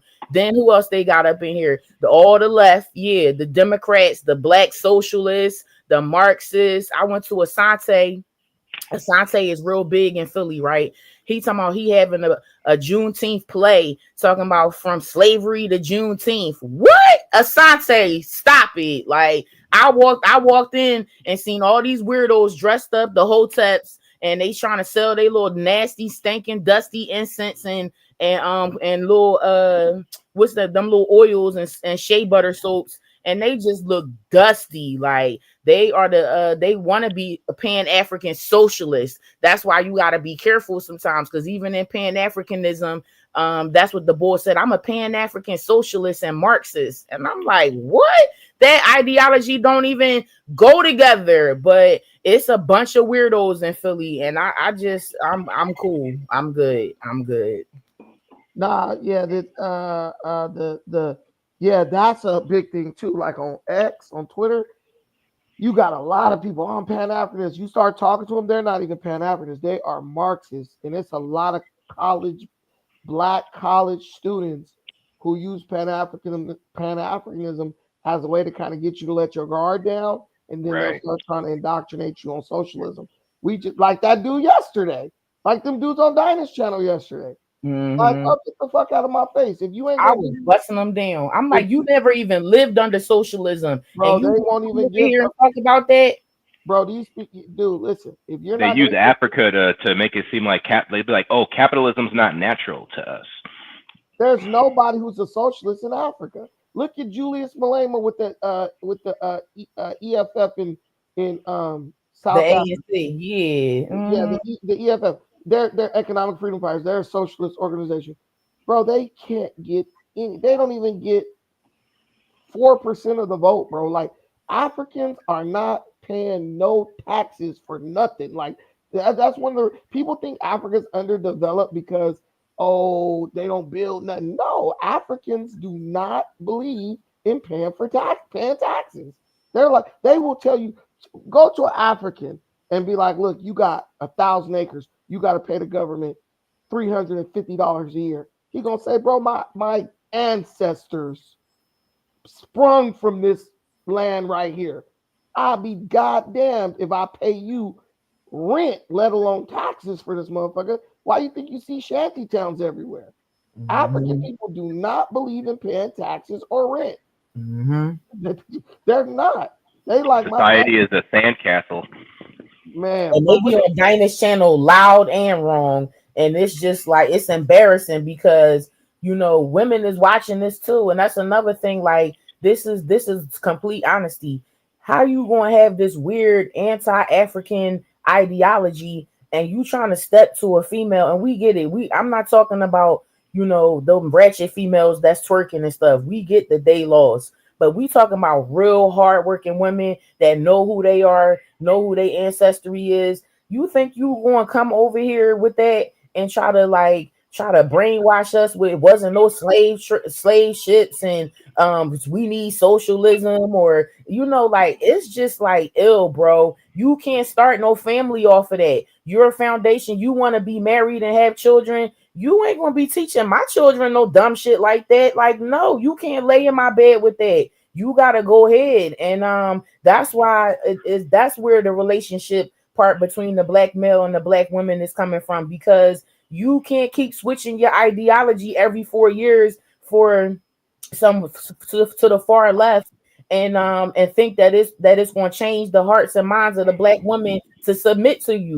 I can't submit to a nigga that's gonna tell me we ain't African, we Hebrew Israelites, we Moors, and we indigenous. I will never submit to that. Now it may be some women out there that do good. Hey, good for you, boo, but it ain't good for me. So it's just sad to see all of these black men up there with these weird, crazy thoughts, spewing that hatred against Africa, but yet you want to be with a black. And to be honest, we don't even know. They may be with white women on the low, spitting some of that anti-African rhetoric. So we just got to be careful about who we listening to on these podcasts. I get it, people want to have views and stuff, but no, the worst thing is to add misinformation to your channel. Like, that's corny. These people aren't even thinking, man. I'm telling you, when you get in rooms with these damn YouTubers, these people have no integrity, bro. They gonna jump. Bro, I bet. Moving, bro. It ain't got nothing to do with belief. You think Dan Calloway believe that bullshit he's talking? Hell no. Dan Calloway making damn near $1 million a month. Not $1 million. They live life one video at a time, bro. I would say Dan Calloway probably making about 40 to 50,000 a month. And I promise you, if his grip dried up today, he'll be on some new shit tomorrow. That's all it's about, bro. Bro, listen, bro. Dan Calloway went from being a rapper, right, to trying to be like Casual Geographic. I don't know if y'all know, Casual Geographic, bro, funny as hell. Dan Calloway was trying to be like Casual Geographic, failed at that. Then there's a dude with a channel named Cootie Mayo. It's a Mexican nigga who trying to talk about black people as original Indians and shit. Dan Calloway took that idea from bro. And that's what they tell you if you go to these different channels and these different workshops. They say find the person who is making money, the biggest name in your niche, and imitate everything they do. If they cover something, you cover it. And if you just keep doing that for long enough, your channel will build. And that's what dude did to Greg Foreman. That's what who did that? That Devery dude. Devery Darkins. Yep. Brandon Lehman. There's a lot of Greg Foreman wannabes out. Brandon Lehman. Have you heard of Brandon Lehman? I hope not. Right. Brandon Lehman is a light-skinned nigga with some cornrows. Getting big views, 130,000, all that stuff. It's more to it than that too, right? But that's basically the model. Yeah, you got to quit your job. Quit your job so you can post all day. Or come home every night, produce videos, and set them on a timer to release the next day. It don't matter. People think, oh, this is 2-3 days later. It doesn't matter because some people don't even get on YouTube except for every day or 2-3 days, right? So they watch them. And here's the thing. Bro does 10 minutes on it, 20 minutes on it. You ever had a topic where it was like you couldn't get enough information on it? So you're looking around YouTube to see who's talking about it? That's basically what you're tapping into. Like Greg Foreman gonna deliver it his way. People want to see shit delivered 50 different ways. Greg got it to where he's basically giving you the news throughout the day. Like Greg shit popping up like bro. Listen, I be out having fun. Bro, Greg is a beast. I'm not gonna lie. Like the man is a beast. He deserves more followers, like more subscribers. Bro, almost got 1 million subscribers. But Greg Foreman, Greg Foreman. I be talking to Greg sometimes on Instagram. Greg Foreman just benched 315 pounds. He's a little dude too. Bro just hit 315 3 times, bro. 4 extras couldn't even hit 225 once. Let that sink in real quick. I just had to say that part. But Greg Foreman, I be out having fun. That nigga will make you feel guilty for not being on YouTube. Bro. Like, what am I doing while Greg is out here dominating, beating up the algorithm, dude? And some of that is paid too. They be paying so boost their channels and stuff, because that it said that when I was trying to like put some stuff on there, you could pay to boost it up, and like you use the hashtags. Like that's why they was like, if you want to get more hits in the algorithm, it's a science to it. You got to put the hashtags on there, share Yeah, it. he's got the titles, he's got the Yeah, pictures, to like the get right the title, thumbnails. the clickbait, and then share it across all the platforms, like you said, TikTok and TikTok. What's the other one? Facebook, Instagram, all of that, Rumble, Patreon, all of that stuff. So it's a science to doing it. And The thing with Devery Darkness is like he's not totally like all in 100% like MAGA could do no wrong. I think that's the difference between him and Greg. Greg, he'll find a way to rationalize some shit. oh yeah, and what's the other one? Anthony Brian Logan is another one too. Like they all started out with Candace Owens. What's Amazing Lucas? All of them, they got the picture out there. And well, Anthony, yeah, he was like before all them niggas. Amazing Lucas started out with Candace Owens, or he just started out around the same time? No, they was all together in that. I'm going down there. I'm telling you, it was the Coon Brigade. It was what's the other? It was Lucas, bro. Lucas switched completely up. It was Lucas, hilarious. It was Lucas, Anthony, Brian, Logan. What's the guy? His name Brandon too. The Brandon the cop bull that they. Oh yeah, Brandon Tatum. Brandon Tatum. It was him and Lucas. I bull. can't watch them. Like I just can't. It was like, I never bought the Lucas thing. He was never genuine. They was all down there, and they was taking. Oh my! The worst ones is them Hodge twins, bro. They're the worst. All of them. Hold on, dude. Hold on. Wait a minute. So this guy right here, Willie Davis, he said Candace. Wow, bro. When we were in college, dude, there was this girl named Candace. Do y'all want to hear this story? Do y'all want to hear the story of Candace? Let's go. Okay. Willie, I'm telling your business. There was this girl named Candace. We were walking through the 99-cent store. This fine ass girl named Candace, little light-skinned thing, hottie with a body, right? So we're like 4 dudes or 5 dudes living in this apartment in Long Beach. And I don't know who asked her, did she want to come back to the house, right? This girl's like, sure, let me drop my mom off at home, and then y'all can come pick me up.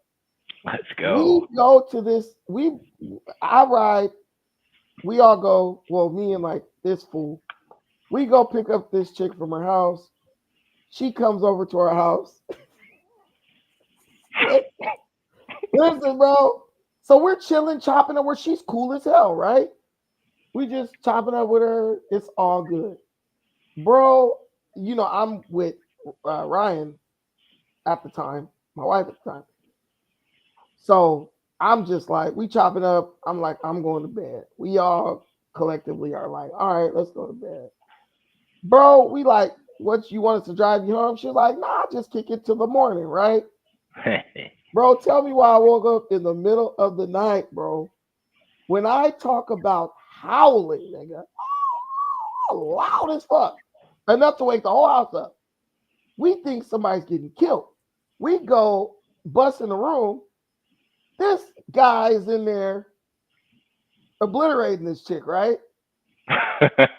Whoa, our little horny friend from Jamaica was like, man, I want some too. She was like, come on.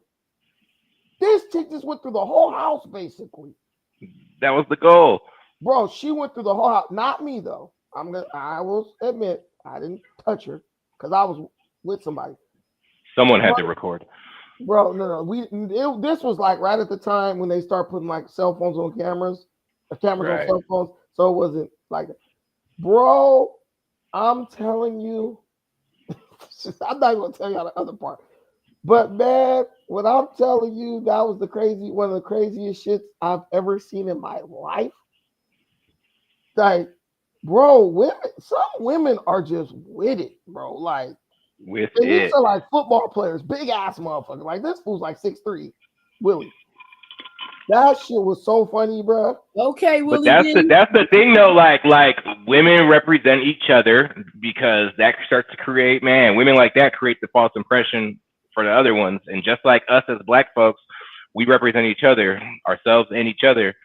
The next one that comes behind us, like, listen, man. Low value, man. I didn't touch her. I didn't touch her at all. Well, I was with Ryan, and Ryan, listen, Ryan literally lived like 2 blocks down the street. So, nah. But, bro, that was one of the most wildest nights of my life. Like, just seeing that shit was crazy. Like, I think I might have residual trauma from that shit. Bro, some girls be moaning like they getting like Bro, crazy. no. It'd be so annoying. No. This nigga looks like a slave, dog. Like, he looks like, like I'm not even talking. This nigga looks, I mean, this dude played football at Minnesota State University, like a big ass nigga. You know what I'm saying? And she was like a petite, light skinned little. No, it wasn't no act, bro. This chick was getting obliterated. Like, we went in that room, it sounded like somebody was getting killed, nigga. We went in there, that shit looked like it was the craziest shit ever. And then Yeah, my brother went to MSU.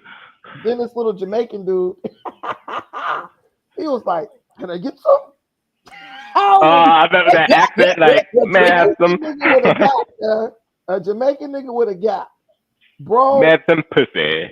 Listen, bro, but I'm gonna tell you one thing about that little Jamaican dude. He ended up bagging the most baddest girl in our college, bro. There was this girl, everybody was on, everybody, body, crazy. She ended up going with the most gap tooth receding hairline Jamaican dude in the history of Jamaica, and they married to this day with kids and all that. I wonder why. Bro, I'm talking about the girl who was like, she was so bomb, niggas was scared to talk to her type. And he bagged that, wiped it up and all that. He came up with that side posse. Hey, that boy came with that sour sop, dude. She was like, hey, but nah, for that cat, and look, we walked around for like 10 years saying, Candace, like, when we would see each other, we'd be like, Candace, hey, yo, Candace. My God. That's my cousin name. Her name Candace too. Bro, the story of Candace, bro. Like, dude. I don't like them girls named Tiffany and Jasmine. Bro, that was the most wildest. And then there was another girl named Mercedes. No, Mercedes. Hey, yeah. Willie, are you still in here? Willie, comment if you still up in here. Bro, it was a girl who came over, right? The homie was about to smash. Bro, he was like, I'm not doing it. We was like, why? He was like, her pussy is too hairy. Bro, this chick let us shave her vagina with clippers. I'm not even making this up.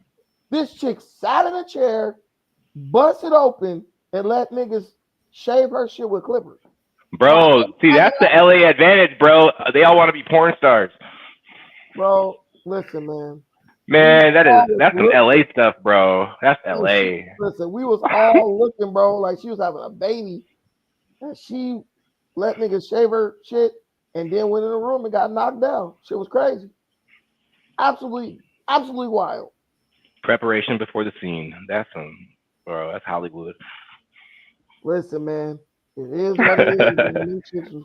They was with it. They wasn't ugly either. Like that girl Candace was fine. She was fine as hell. But yeah, just man, we had some wild ass adventures, dude. I mean, just everything about that. I think one time we drove all the way like an hour away to meet up with some chicks. Look, Michael and Kim Bruce talk about these are common LA stories. Of course they are. Bro, that's why I like LA, bro. You go to the gas station just to get some blunts, bro, and like a car of girls pull up like, yo, we got this party over here. Y'all trying to come? Like, yeah, LA be cracking. Bro, LA cracking. In my younger days, I used to sport a rag. Hey, but you gotta know people. Like, you gotta know people. It's gotta be stuff like that. Like, you can't just like, oh, let me go on Google Maps and find a spot. Like, hell no, I shot. Right. But yeah, man, back in those days, yeah, we were strapped for sure. Cause I remember I almost beat up this one nigga who we lived with. He stole my gun and tried to act like he didn't know where it is. I said, dude, I'm gonna leave and I'm gonna come back. And if you don't got my gun, I'm going to get my other gun. I'm gonna shoot you. That's probably 33% of the murders in our community. Niggas stealing shit. Hey, that nigga came up with that gun. Mm-hmm. It was a pearl handled 25 that I got from my granny. Damn, you the special. Yeah, but I'm getting ready to get up out of here because I got some things to do tomorrow. I appreciate you letting me come on. Peace, brother Hakeem. It's always good talking to you. Yeah, nice talking to you, V. Hey, I'm coming to Philly this summer for a Philly cheesesteak. For sure. And if you take me somewhere where it's nasty, I'm gonna blast your ass on YouTube. You talked all that shit about the Republican Party just to take me down to a nasty cheesesteak. All right. All right. Peace. Have a good night. But yeah, man, bro, I'm working on this app, trying to find some developers, man, because I know there's a lot of coders that they know how to code, but they don't have any good ideas for products, and I got good ideas for products. You just need to make me a scrum master on your project, and I'll use agile philosophy to make sure everything runs efficiently for you, buddy. That's what I'm saying. We need them daily stand-ups, bro. Don't be wasting homie time. The product owner. You'll be the product owner, buddy. It'd be a situation where it's like everybody in the beginning got a percentage of the company, you know what I'm saying? Like, and then like I want to build apps that are like bait for like the bigger apps like Facebook, Instagram. You know what I mean? Like, you know, oh, Facebook bought this app for 12 billion. You know what I'm saying? Like little stuff like that complements other bigger apps. Like, I'm not trying to be married to stuff. I just need this money to start funding bigger shit. Right. You need to get something moving. Exactly. You could always take a couple keys across state lines. Because man, the like this is getting real with the space stuff or whatever. Like we were about to be beyond Earth, and we sitting here. We're gonna be the last ones left on this damn rock. We about to be in the universe, out in the universe, the galaxy, and niggas is talking about reparations. Right. Meanwhile, granddaughter first job at McDonald's on the moon. Like, crazy. But yeah, man, it's always some crazy stuff. But I'll holler at you later, my brother. Thank you for hopping up. Y'all, we had a 3-hour banger. Let's keep it funky. Oh yeah, peace out. Michael Kimber said that went over his head. Keys. Mike, you going back to Ethiopia, dog? I might have to slide out there with you. Not Ethiopia, but I'll have to go next door. To Djibouti. Djibouti, exactly. It's not Djibouti, it's Djibouti. What's the capital of Djibouti? Djibouti. Next week. Buy me a ticket, Mike. You still owe me $100. Man, why you still sweating that, man? Niggas still owe me $100. I should come to Compton right now. I'll show you boys in the hood. Man. But all right, my brother Hakeem. Right, I'll talk to you later. Thank y'all. All right, good night, YouTube. The night is falling. But we still, we may be black, we may be ugly, but damn it, we here. Y'all have a nice night. I'll holler at y'all later. Till the next time. Peace.